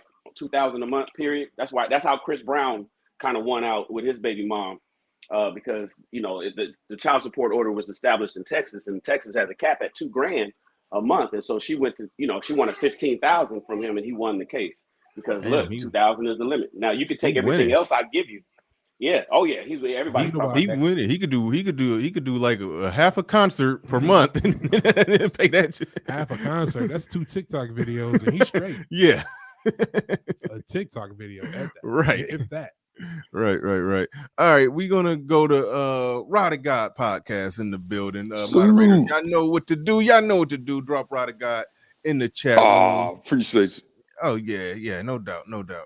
Yeah, no, I wanted to come up. Thank you, Bernard. At Brother GP Law, first of all, you know, thank you for coming up here and sharing this wisdom. There are a lot of men in this space who would have to go and pay for these consultations. Although, gentlemen, if you have a corporate job that has benefits, almost all of them have what's called an employee assistance program. And usually they're going to have some type of relationship with some legal firms in your state, and you can maybe even get a free consultation.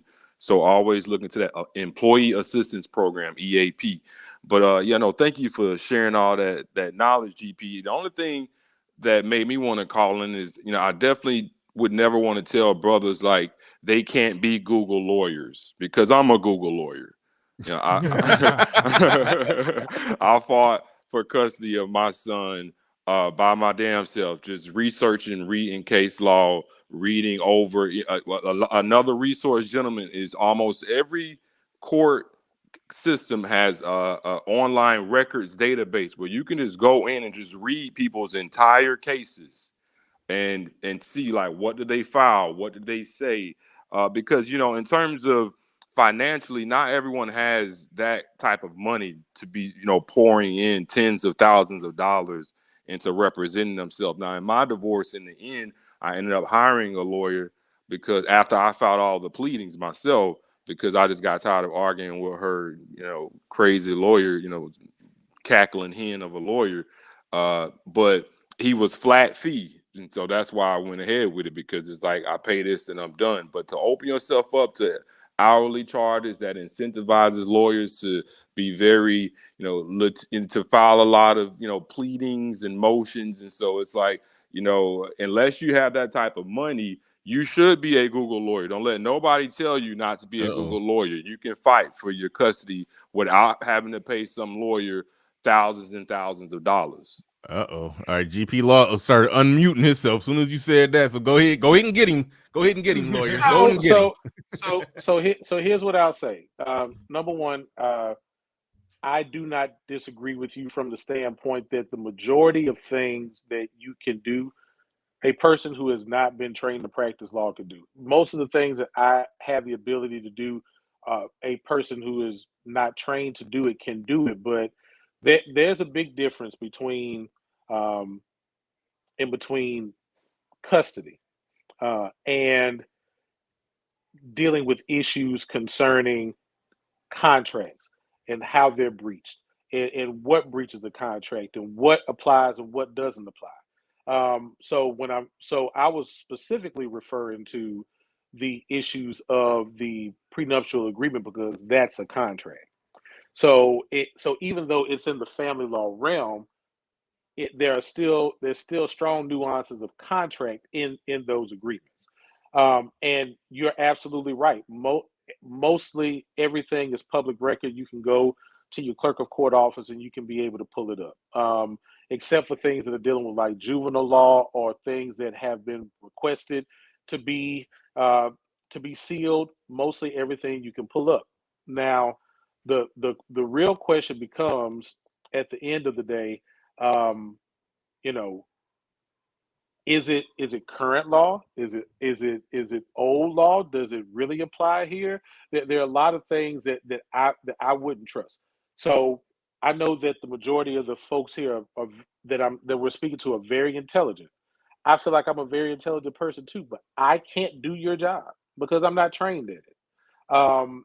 Sometimes, and even what you said, like, hey, I did this. I filed pleadings, and then I went and got a lawyer at the end. So it kind of, I understand your your your sentiments, but at the end of the day, you went and got a lawyer. Now, I also agree too, like I said, that a lot of things are that can be most uh, courthouses or districts or municipalities or whatever you want to call them, the state that you're in, have self-help desks for a lot of things, but they don't have self-help desks for succession. They don't have self-help desks for trust. They don't have self-help desks for um, for uh, filing bankruptcy. There are a lot of Right. nuanced things that you're Yeah. not going to be able to do. Yeah. So No, I so to agree. say, hey, I can go and I can and pull this up and I can do it myself. Yeah, you can. The same way I could, like Chris Rock said, the same way I could drive my feet with my car, but I don't think that's necessarily the smartest thing to do. Right. No, I mean, the point I was making is in terms of resources, like you were saying, gentlemen who are not making, a substantial amount of money. Why are you even talking about a prenup? I agree. Right. You have nothing to protect. But if we're talking about men who would go online and Google how to compose or draft a prenup, that is not a man who probably has a lot of resources, right? Because if you have them, your first thought when anything happens is I'm calling my lawyer, which is exactly what happened with me after I hired one. Every time I went to a restaurant, every time I had an interaction with a cop, I'm calling my lawyer. Though that's the way you think when you have the money. When you don't have the money, you go online and Google. So I just didn't want to conflate those two. Obviously, there are Yeah, people who no, have a lot of resources. so I definitely understand, but let me say this too, and I'll drop this. Most cities, especially major metropolitan cities, have some form of legal aid, where if you don't have the resources, you can qualify because the government gives these private entity law firms that call themselves legal aid. They give them funds to be able to help those who don't have the ability to afford a lawyer, right? So Facts, my yeah. my wife worked for legal aid for a couple of years. So that's a possibility. I live in a city where there are two law schools. Most of the law schools have clinics where they will assist indigent or low income folks with help. The bar associations in most major metropolitan cities have programs where they give attorneys like myself CLE hours, which is like continuing legal education hours to be able to help folks for low bono, I would call it, or pro bono type thing. So there's a lot of other avenues for you to be able to find out what you may need or what you can do. And also too, it's very easy to call an attorney's office and say, hey, I want to pay for a consultation just to find out about this. And generally, most consultations I don't charge anybody, and that's just me personally. I don't feel like the $100 or $200 that somebody's going to give me is going to materially change my life. But if they're looking for what do I need to do in this situation, I may charge them 1 or 2 hours worth of work to come in and say, hey, well, here's what you need to do in this situation. And it's a lot more fiscally responsible for those who don't have the money to do that than to pay an attorney to you know do it the entire way, if that makes sense. Yeah, no, that's facts. And that's why I mentioned that employee assistance program. If you have a job that has benefits, Look at it. I'm telling you, gentlemen, I don't know of any benefits package that doesn't offer what's called an employee assistance program. And that gives you free. I know mine does. Mine does. I don't see why any others wouldn't. They offer you free one-time consultation with an attorney. So look into that as well. But thank you, GP, for that, because I didn't even think about the legal aid perspective. Yes, sir. No problem. All right, good stuff, good stuff. Shannon, you ain't said nothing in a while. You got anything that you wanted to add to what was going on? He definitely got a good conversation going. I'll give my 2 cents on the whole, even though y'all put a good bow on it, but the whole defending yourself thing, I tried it, I bombed. Some people can do it, some people can't. So when it comes to that, know thyself. I'll just say that. Know thyself. I couldn't do it. I think I did it before when I was younger in an unemployment case. No, that was horrible. It was a horrible idea.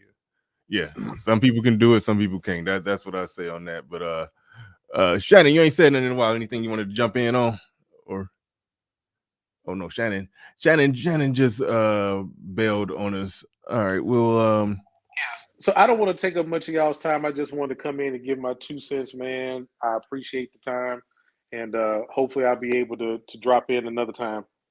Oh yeah, no, anytime. Absolutely, positively, anytime, man. I definitely loved everything you brought to the table here, man. You cleared up a lot of stuff. I thought I was gonna have to try to summon the lead attorney. There he is, right there. HED pulled up. Salute TLA. It was a lot of. Man, we was looking for you. Hey, what's earlier. good?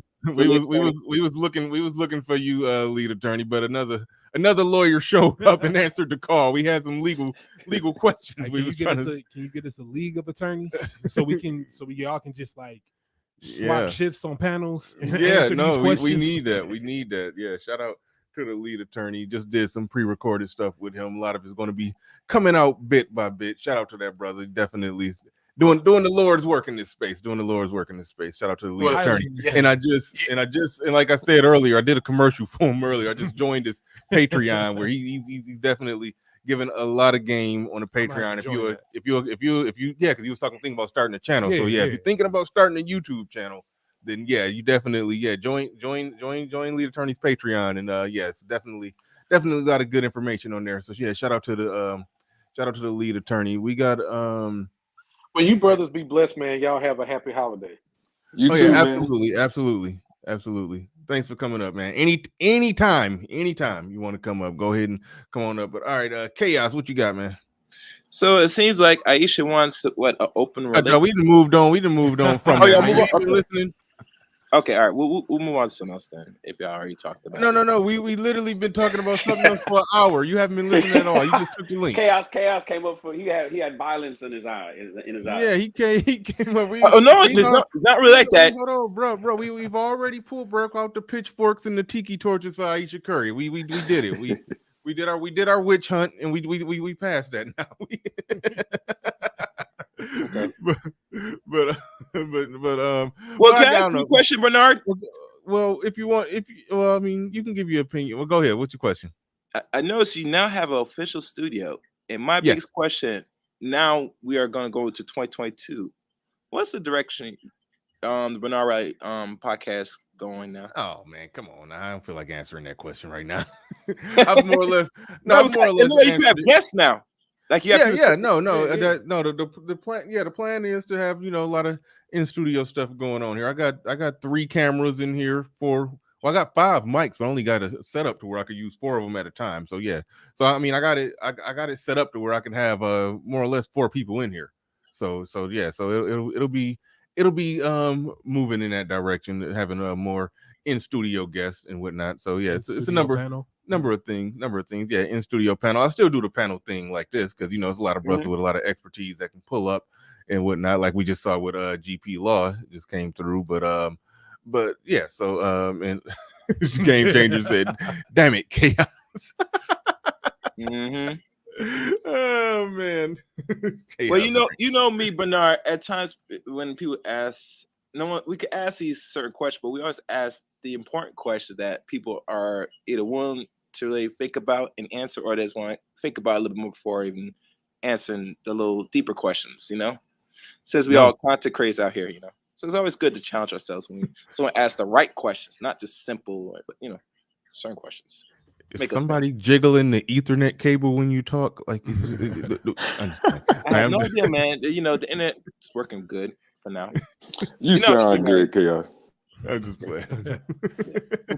I'll be messing with Chaos. But all right, see, now I'm all thrown off and we all up to square. We may end up, even though I did like what we got on. I did like when we got into talking about Vernon Scott's personal stuff. They talked about the situation. Now he's soon to be father, so we did detour in that direction. The original topic we was talking about the allegedly supposed open marriage that Steph Curry and Ayesha Curry was having. So and now I'm at a loss. See, Chaos, you got my mind all in chaos. I don't even know which direction we about to take.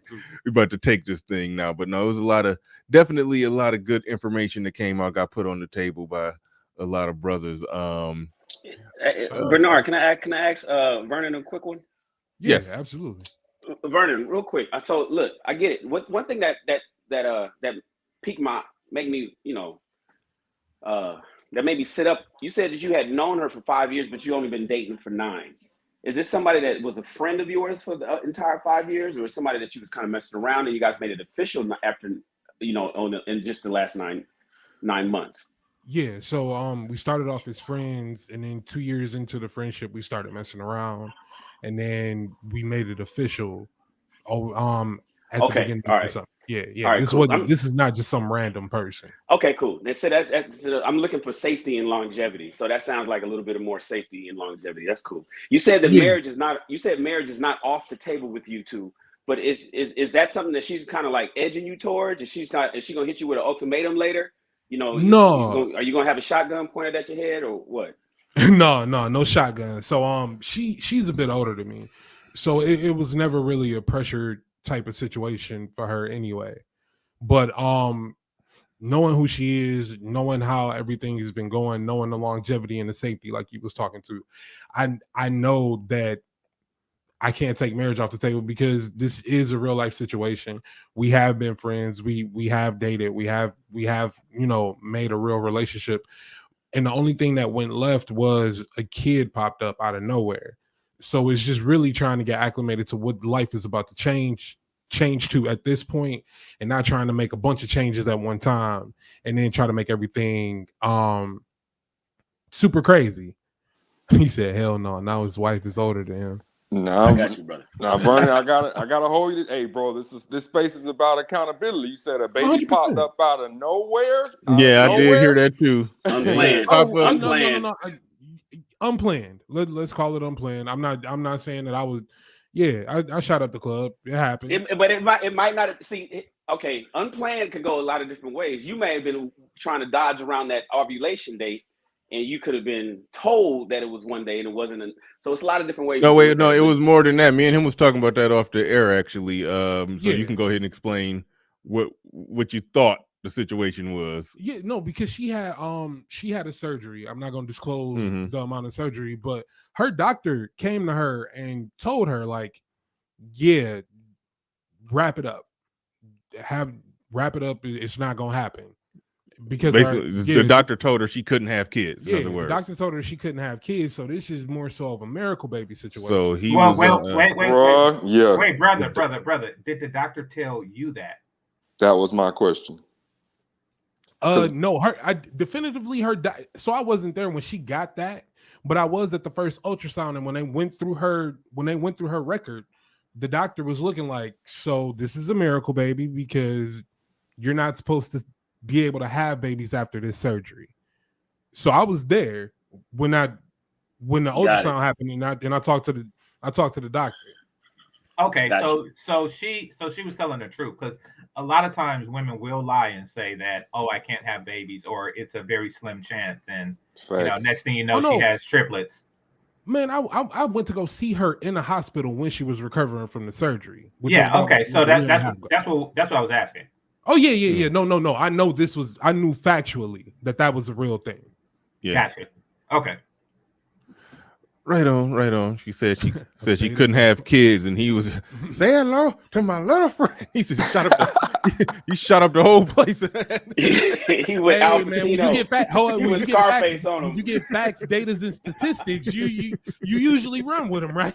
But bro, the doctor should have said there should have been a percentage. It should have been like, most of the time after this surgery, 90% of the time those women, end up being, sterile or whatever the phrase would be. That's what it was. Yeah, it was like 90. I think it was 85. Okay, yeah, so that was a chance. You still, hey, bro, accountability, bro. You still knew. No, bro. No. I never said I wasn't taking accountability. Okay, my bad. Yeah, I'm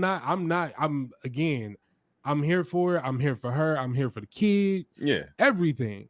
This is a good, exciting moment for me. But this is just one of those random things. And more importantly, like how more of this is coming out now this is one of those one-off situations, right? Where everything ain't exactly how we usually discuss it in this space. Right. Like, oh, you got lied to or something like that. It was just a genuine, hey, we're adults. This happened. This is the situation around which it was happened, and we didn't expect it. So it's just like, how do we move? How do you move like that? How do you move forward? How do you handle that? That's it. I'm assuming you're a younger brother in your 20s? No, I'm 33. You're 30. Oh, so you're a young brother nevertheless. And you're a software engineer. See, I'm 49. Correct. So by the time you're 45, you'll either be a millionaire or making about $250,000 to $500,000 a year. So a lot of times, and the reason why we're hitting you with these questions is because we know how beguiling women can be. Yes. Yeah. So no. I absolutely understand. Sometimes they play the long game, bro. They play the so he's 33, he's a software engineer. Okay, cool. By the time he's 43, he'll be doing this. I've been in the game, and then shit switches up. So that's the only reason why we're pushing you on this. But I'm glad you got it all covered, man. Oh, and shout out to Game Changer. I love this dude. Like I love listening to him. It's always hard hitting points. So for me, like one of the things is I like to be able to discuss stuff with gentlemen, men, because if you can't pass your logic across a group of men, it's something that you need to kind of go back to. So standing up here not against all of y'all, but with all of y'all, and explaining the situation and being able to talk through it. In bringing this type of situation to light. Also, what I was talking about before is like moving in the manosphere now. Remember, we all, like a lot of gentlemen said that they have men. This is stuff that we want to probably talk to our children about, our sons. Eventually within 10 years, I'm pretty sure some of our sons are going to start getting an introduction into this space if it still exists in this form. So it's just being able to get that out there. Yeah. That's that was my concern too, Vernon. Listening to you, I was like, oh man, I hope it sound all bad. Bad. No, I get it, but I love the way you put it in that it's real life. This type of stuff happens, but it's just like once it has happened, you really are in a position where it's about choosing the lesser of two evils. I love what GP Law was saying in terms of go ahead, and this will be a good test. Go ahead. When the child is born, go down to the courthouse, file the joint stipulation for custody. If she's down with that, that's a good sign. But if she's not, or she tries to pull that, well, wait a minute, don't you trust me? Like, why are we, that tells you all you need to know. Yeah. Yeah. And I'm willing to do that. So thank you for that advice, Rod. Who is this burner account? Of course, that was GP though. What? Look at the burner account. Where, you see a burner account somewhere? It's somebody's name is burner account. Oh, okay. I thought you was. Yeah. No, I see. Yeah, that threw me off. I thought you were talking about one of the people that come in with my name, because there's a lot of fake Bernard Rileys running around out here in these YouTube streets. They be saying crazy stuff in my chat room. I can only imagine what they say in other people's chat room. They going nuts. Yeah. But yeah, no, definitely good stuff. Definitely good stuff. You said that y'all just what's your general thoughts on if you present to her the whole custody thing? Like, I mean, you said marriage not off the table, but it don't sound like you just trying to go run and do it and just sign some paperwork at the courthouse immediately like that. It don't sound like you're trying to necessarily do that. What do you think her response would be if you had to guess? Her response would be to going and setting and getting the joint custody situation set up with the kids right now. Do you think she have an adverse reaction to that? No, I think she's openly receptive to it. Okay, because we've had conversations like this before. Mm-hmm. About court documents. Because believe it or not, I've had her watch some of this stuff with me. and this was before the baby. So we've been in agreement with a lot of stuff and how things should move, and understanding this is why I rock with her so tough in the first place. So this is why I'm saying, like, I can't take marriage off the table, because if you got a woman that's being open and receptive with a lot of stuff that you're doing from the start, like being able to lay down, after a long day of work and watch Bernard Riley, being able to bring up Kevin Samuels and being able to have those open conversations and how things should move from other situations. I can base from that those conversations. No, she'll be receptive. GC, what in particular you got? I don't know if you came up and said it particularly what you wanted to come up and say. You kind of just jumped right in. So I don't know if you got anything in particular on your mind on this topic. Or the Ayesha Curry situation. And game changers not there. Why do I got a Donald Trump in here? Donald J. Trump. Don't fight fair with her. Go balls deep in offense. Women don't play fair. That's true. Damn sure don't. That's true. That's a fact.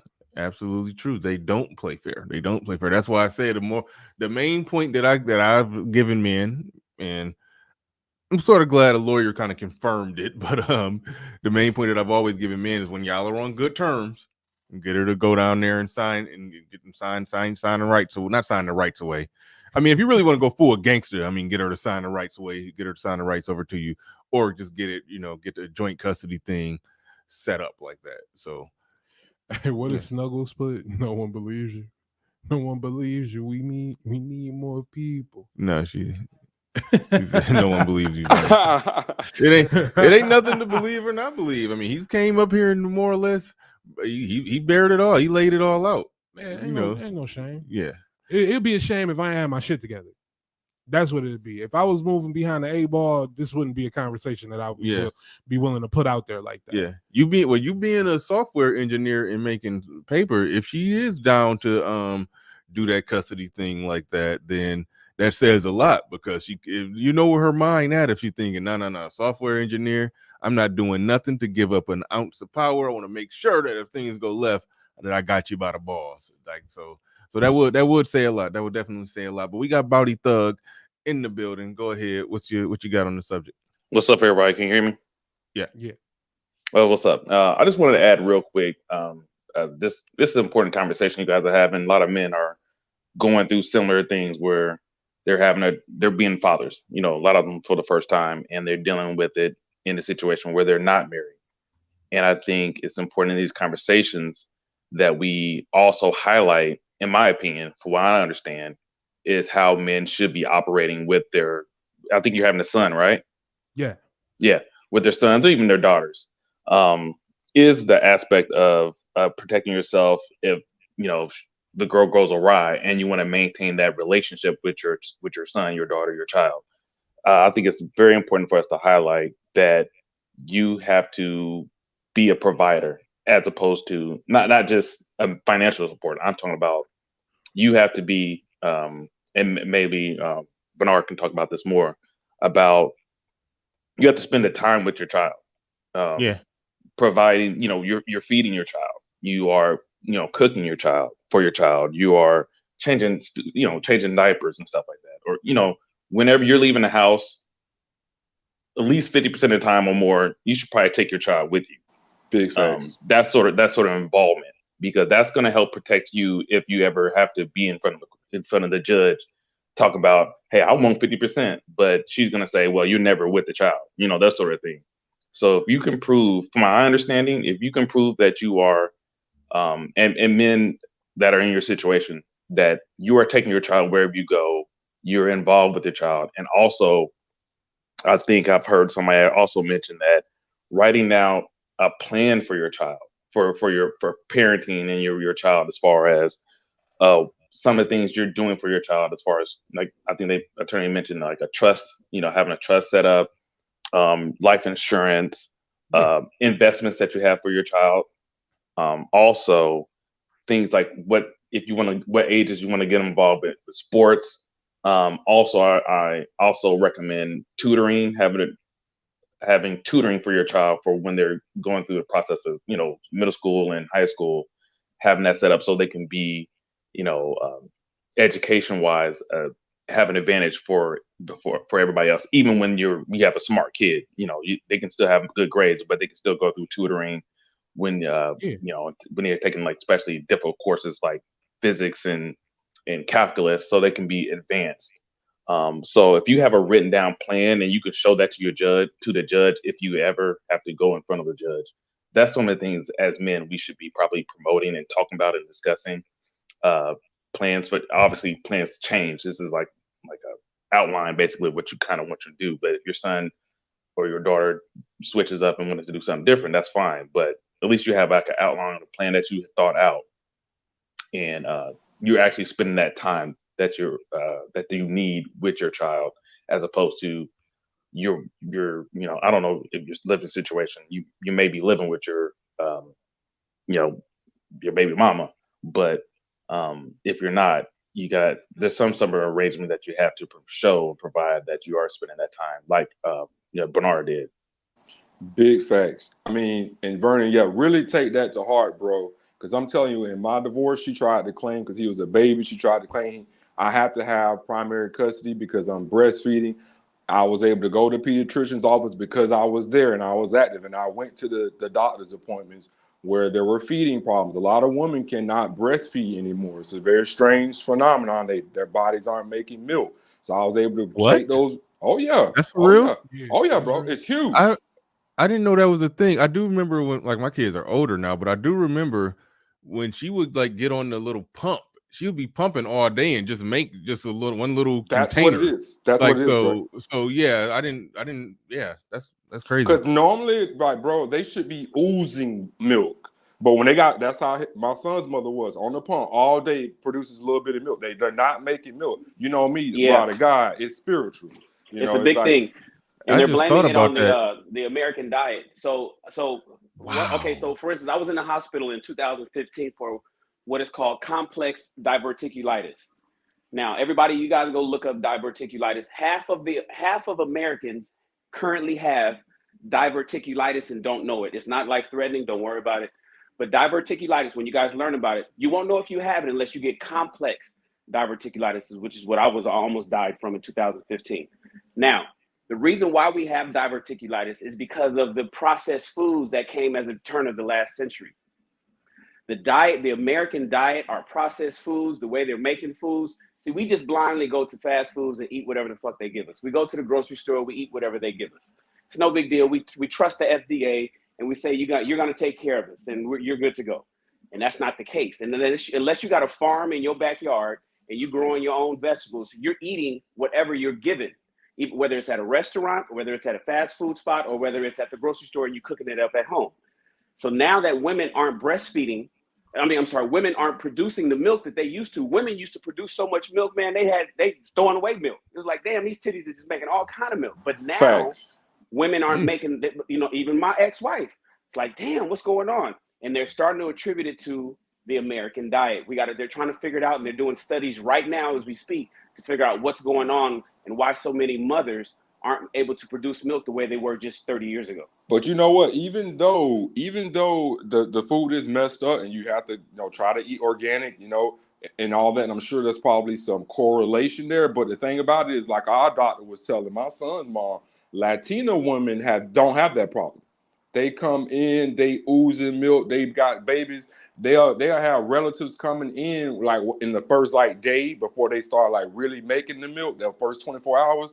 They'll bring in their aunts and stuff, and the aunts can just pull it out and just feed them. So it is not, I don't think it's only dietary. I think it's spiritual. I think these women, they become so masculine in the way they carry themselves and that energy that their bodies aren't making milk anymore. But I just say that to say, yes, Vernon, make sure that you go to every appointment. Like Baldy was saying, make sure you learn how to make a bottle of formula. You have to be able, red pill, bro. I hope y'all work out. But red pill is you're going to face the truth head on. Chances are y'all not going to work out. Swallow that. All right. So you have to be preparing right now. Make sure you know how to make a bottle. Make sure you know how to feed them, with the baby food. Change diapers. Make sure you don't get diaper rash. If you're going to circumcise your child like me, make sure you know how to take care of that wound while it's healing. Just make sure that you'll be able to go, if you go to court, Keep in mind, worst case scenario, we may end up in court fighting over this child. Make sure you'll be able to say, I know how to feed him. Here are the medical records showing she's not breastfeeding, stuff like that.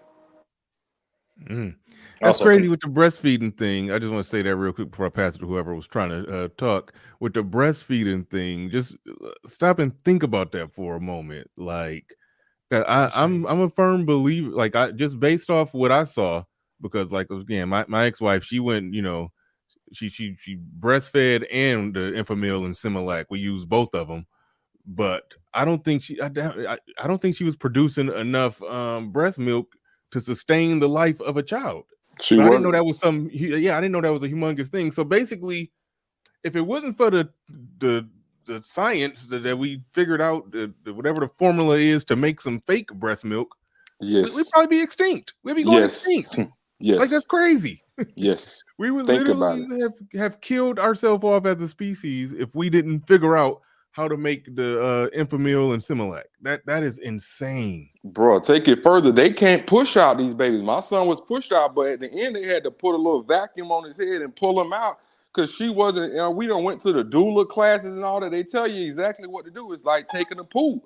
And she's just not doing it, and she's not breathing while she's not doing it. So now the baby not breathing. Like, bro, if it weren't for these scientific advancements, bro, there would be half of the people in the world that there are right now. Oh no, yeah, there for damn sure wouldn't be 7 billion people walking around. But anyway, shout out to former president, soon to be, according to some people in this space, 2024. That's right. Donald Trump, 2024. He says, if you're going on defense at the court, you're losing. Fight her in court as if she was a man. Sodomy and Chicken in the building says, sorry, no, let me make this bigger so I can actually see it. Okay. Sorry, no disrespect, guy, but it sounds like she brought you out of the friend zone to say, see, I wouldn't go in there, but okay. It sounds like she brought you out of the friend zone to save her. There are too many red flags. This was her last shot. All right, go ahead. You can respond to that. No. The only thing I got to say is if you're statistically told that you can't have a baby, how can you? Wait, no. He's not talking about that. He's talking about how y'all were friends for 5 years and then but y'all been together. That was me. I chose to be friends for 5 years. That wasn't her. Was you smashing though? I was. Oh, okay, all right, then yeah, that was you was yeah. Oh. You upgraded her to girlfriend status. Yeah, what we thought this was. Well, I'm sorry. Hey, when girls good cleanup. I'm sorry, but normally friends. Okay, when girls say friends for 5 years, that means he was just a dude that wouldn't smash and wasn't doing nothing. If men normally don't word it like that, men normally word it like we was friends with benefits for 5 years. So remember what I said earlier is that I was doing the friends and networking thing while I was transitioning from working in retail for about 10 years to becoming a software quality engineer. So I wasn't looking for a serious relationship. We were friends, absolutely, but yeah, we were still smashing. Yeah, no, that's a workable situation. I mean, sometimes that friends with benefits situation, that's her vetting trial area where you see what she about, and you qualified her the long way. And then upgraded her to the girlfriend status. That's cool. That's cool. And this is why I say that's in bounds. That's why I say marriage is not off the table, because it's been a process. Just again, the kid popped up in there. That's all. There was an unplanned pregnancy. Let me clear that up before we get too literal and be like, oh, the kid just didn't pop up. We know storks don't exist, but y'all get what I'm saying. Got it. Who was trying to jump in before I? Can I add one more thing? Yeah, go ahead. You got it. And this is when your child gets older. This is for everybody too. And based off of I guess anecdotal of my friends and family and people I know, we all know this. But when your child is of age of school, going to school and stuff, go to the parent teacher conferences. I got many of my friends that are coaches and they're involved in high schools and they're teachers themselves. Go show up to the parent teacher conference. Technology wise, you can all get hooked up to knowing what your kids' grades are. They email you and all that type of stuff. There's technology for that. But some of you guys that don't have custody of your child and you're the uncle dad situation, A lot of you guys don't have the ability to see what your kids' grades are. You guys gotta have that. Big facts. You gotta know your teacher's name. They gotta know you, and that's very important in our community, in our Black community, if you call it a community. But that's part of parenting. That's a part of you being a father. That's part of you taking command of your bloodline. That kid has your last name. That's part of you. So it's a representation, and we should just handle it that way. But I'm gonna go ahead and hop off, and good luck with you, bro. And your family. And I appreciate it. But for me, no, we once we found out that the baby was coming, we got very intentional. We both had things that we want to instill in our child. So I know one thing we agreed on first and foremost was no screens for the first 2 years, because we know how screens affect children's cognitive development. So very smart. We agreed on that. She has her degree in early childhood development, so she works at a school right now. So I'm not worried about how my son has to learn, because I know when in that first 2 years of no screen time for my child, I know that I'm not going to be on those screens, because I have to increase the amount of reading that I do myself, as well as reading to my child, to be there to have that time to grow. So it's been research put in behind this already. It's I'm based in science, bro. I do software quality engineering. All I do is read and study systems so I can know how to test them from a technical standpoint. It's the same thing for this. It's the same methodology that I got to apply. I have to research and study my ass off so I can be the most effective father that I can be. And what Thug was saying is 100% right. Like, you do have to know you do have to know your child's grades. You do need to know your child's teachers. You do need to be involved in your child's life at school, socially, and at home. So I've taken all of this stuff into account, and that's more of the reason why I wanted to have this conversation. Is for stuff like Thug was saying. It's like, hey, know your kids, know their doctor, know their teachers, know their friends. So if you do come up into those unfortunate situations where you do have to stand before a judge, they can't throw those standard questions at you and you sit there and look dumbfounded. And then they hit you with the same shit that they've been hitting Black men with for the past 20 years. It's the same 10 questions. Who's your child's primary care physician? What's your child's teacher's name? What was your child's report card grades last semester or last quarter? And if we're all getting tripped up by the same 10 questions, we got to do something to change it if we're going to be more pragmatic and move forward and be progressive with it. Yeah, it's interesting. And I don't know what Bernard did, but your audio sounds fantastic now. So whatever change he just made, you sound really, really a lot better than before. But as the brother was saying, man, do everything to stay in your child's life and make sure that we're doing the stuff that we're supposed to do as fathers. And we know how Black men, especially Black men, can get railroaded in family court. And it's weird because, it's really cool that I still reference that 2013 report from the CDC that said that Black men are doing better as fathers than any other race possible. I think we were like 78% of Black fathers that fed their children directly, as opposed to other races. We bathed and we played with our children in a much higher percentage. I'm talking double-digit higher percentages as Black men. We read to our children more than everybody else. And despite all those numbers, and despite the fact that because the report really came out in 2015 from the New York Times, even though the report was done in 2013, that Black men happen to be the best fathers in America, we still get screwed over. And so that's why we hit you with all this protections, brother, because even though you may do everything right, even though you might be the best dad, it can still go wrong. It can still go wrong. And that's a reality of it. And that's why, again, like I said, bringing it up, because on the up and up, we can talk about the positives of what you should do, and also you also got to be grounded in reality on what can go left, because people can change their minds, and ain't nobody a mind reader. Exactly, so and you got to be ready for that. Yeah, and not only can it go wrong, in terms of the statistics and the data, it will most likely go wrong. You just got to plan for that. Absolutely.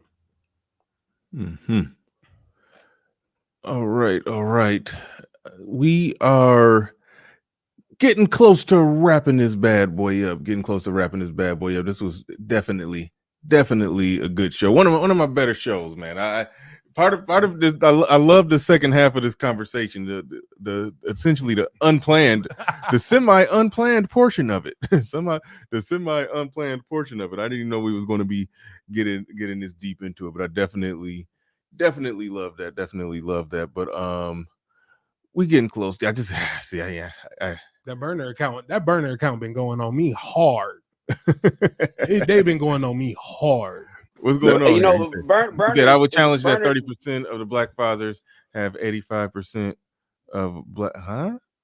I would challenge that 30% of black fathers have 85% of black children. Where they weren't going on there, so that may affect Chan's results. What do you mean by that? What are you talking about? I think. Okay, so no, I think they're talking about. Okay, so 30% of black fathers have 85% of the children. He's talking about the Pookies and Ray Rays. So if 54%, you can always do deductive reasoning when it he's comes mixing up a few different data points. I think that's what he's doing. But go ahead. Yeah. So if 54% of black adult men in America are childless, right? Mm-hmm. That leaves 46% of black men with as a father.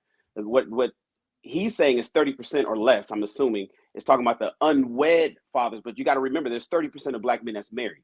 Yep. So then you get so though they're fathers too. So really half of black men in America have children.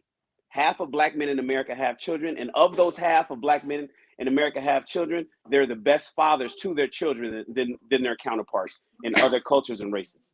So it doesn't challenge the stats. You just got to look at the numbers right. That's all. Yeah, well, I think what happens in those we break down those those stats all the time. That yes, like a little over 50% don't have children. Of the a little under 50% that do have children, 30% of them are married. It leaves some remaining anywhere between 16 to 18% that are not married and do have children. Now, of those ones, if it is a lot of it's a percentage within that group that are not married that are out there clowning, serial impregnating, and not necessarily in the kids' lives.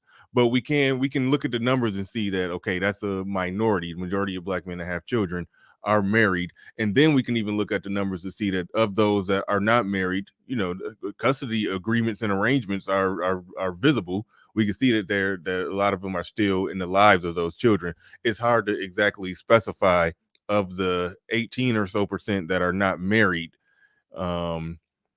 what percentage of those are just completely not in the life of the children at all, just completely no contact. And I think somebody said that stat probably fall somewhere in the range of out of total black fathers. I got to look up the data on that, because that's some data that I need to have right in hand. But it's a smaller percentage. I'm not even going to throw the number out there because I don't want to confuse anything. But it is a smaller percentage that just completely uninvolved. Yeah. But even as smaller, even as inconsequential. It's inconsequential, and it's one of those. It's one of those minority loud. The loud minority again. Go ahead, Bernard. Well, I don't know if I'll say it's inconsequential, because if we're talking about that 18%, let's just say half of them are on some bull and got multiple women pregnant. Even if we say that still will result in a lot of kids. Oh, okay, I got you. So that will result in a problem. And then those that do have some kind of custody arrangement, it's every other weekend and Wednesday from 5 to 8. So that puts him in a position where he's only with the child 10% of the time, even if he's doing the stand-up job in that 10% of the time, or 10% of the time or less, even if he's doing a great job. But how much of an overall impact is he having in the child's life if he's putting the time in that of an uncle, so it's not a perfect situation, because we are coupled and partnered the least. So it's still not an ideal situation, and that's still why a lot of outcomes end up bad, despite the fact that the numbers show that the dads that are involved are doing a good job. The black dads that are involved are doing a good job. So I mean, it's a lot to unpack. It's a lot to unpack with that data, but because there's the issue of we acknowledge the involvement, but then we also look at the outcomes. Those are two things that we do gotta parse out. But this data does show that across the board, and nobody can really argue with this, that obviously two people being together, like you and your woman, y'all together, y'all bringing that child in together under the same roof, the outcomes of that are stupendous. You're better off being born black in America to a two-parent household than being born white in America to some white baby mama, single mama, or whatever. So that's undefeated data right there. So I more or less, so I do like to look at that, and us being partnered less is a big part of the problem, but it's a lot. And Snuggles, get out there with the nonsense saying numbers lie. but all right, y'all, we gotta wrap this thing up, man. Thank you, Shannon. I was trying to get you on for a one-on-one. We de facto did it today because you came up, chilled with us for an hour, and probably more than about an hour and a half, and dropped a lot of good information onto the table. Shout out to Rod of God Podcast. Shout out to GP Law. Shout out to Bowdy Thug. Forgot who else was on the stream, but shout out to Game Changer. Chaos Rain.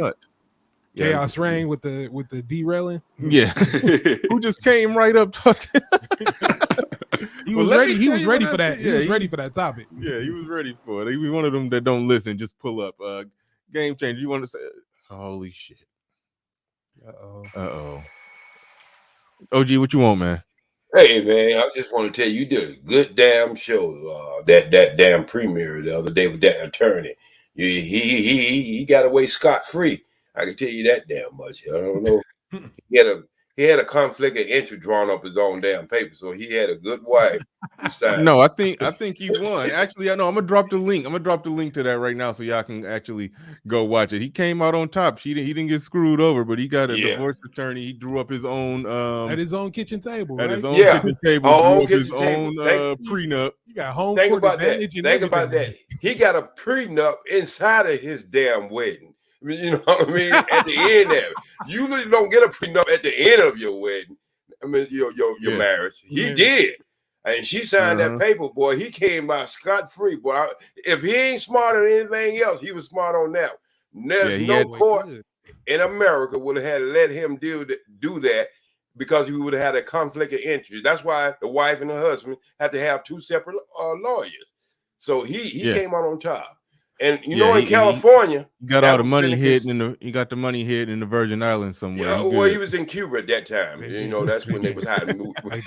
They was hiding with the cigars. With the cigars? Yeah, they was hiding money with the cigars. You know, them Cuban cigars. But anyway, in California, that's been considered a long-term marriage. That means that you will have to support your spouse forever until she get married. Now, if she get married, that's something totally different.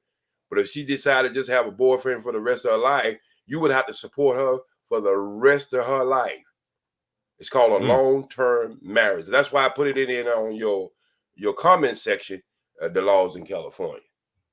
So you guys out there never get married in California. Go to Vegas, go somewhere else, go to the islands. Don't do it in California. So how you doing, Bernard? You got some good guests here today. You got Name Changer, and then you got some new guys up there. You look like Reverend somebody down there, Reverend Raw, and man, go, man.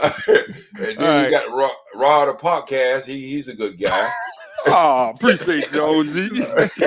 Messing up everybody's name, man. All right. I'm getting out of here. Shout out to Uncle Stu, the old man on the block. Shout out to Uncle Stu. Appreciate everybody coming through. But we about to get up out of here, y'all. I appreciate everybody in the building. Go when you leave. Don't just click off the show. Just go click on the video, the pre-recorded video from yesterday. Y'all see what we was talking about there. Help get that one some views. Help get some views. But all right, y'all. I'm out of here. Peace. Salute. Peace.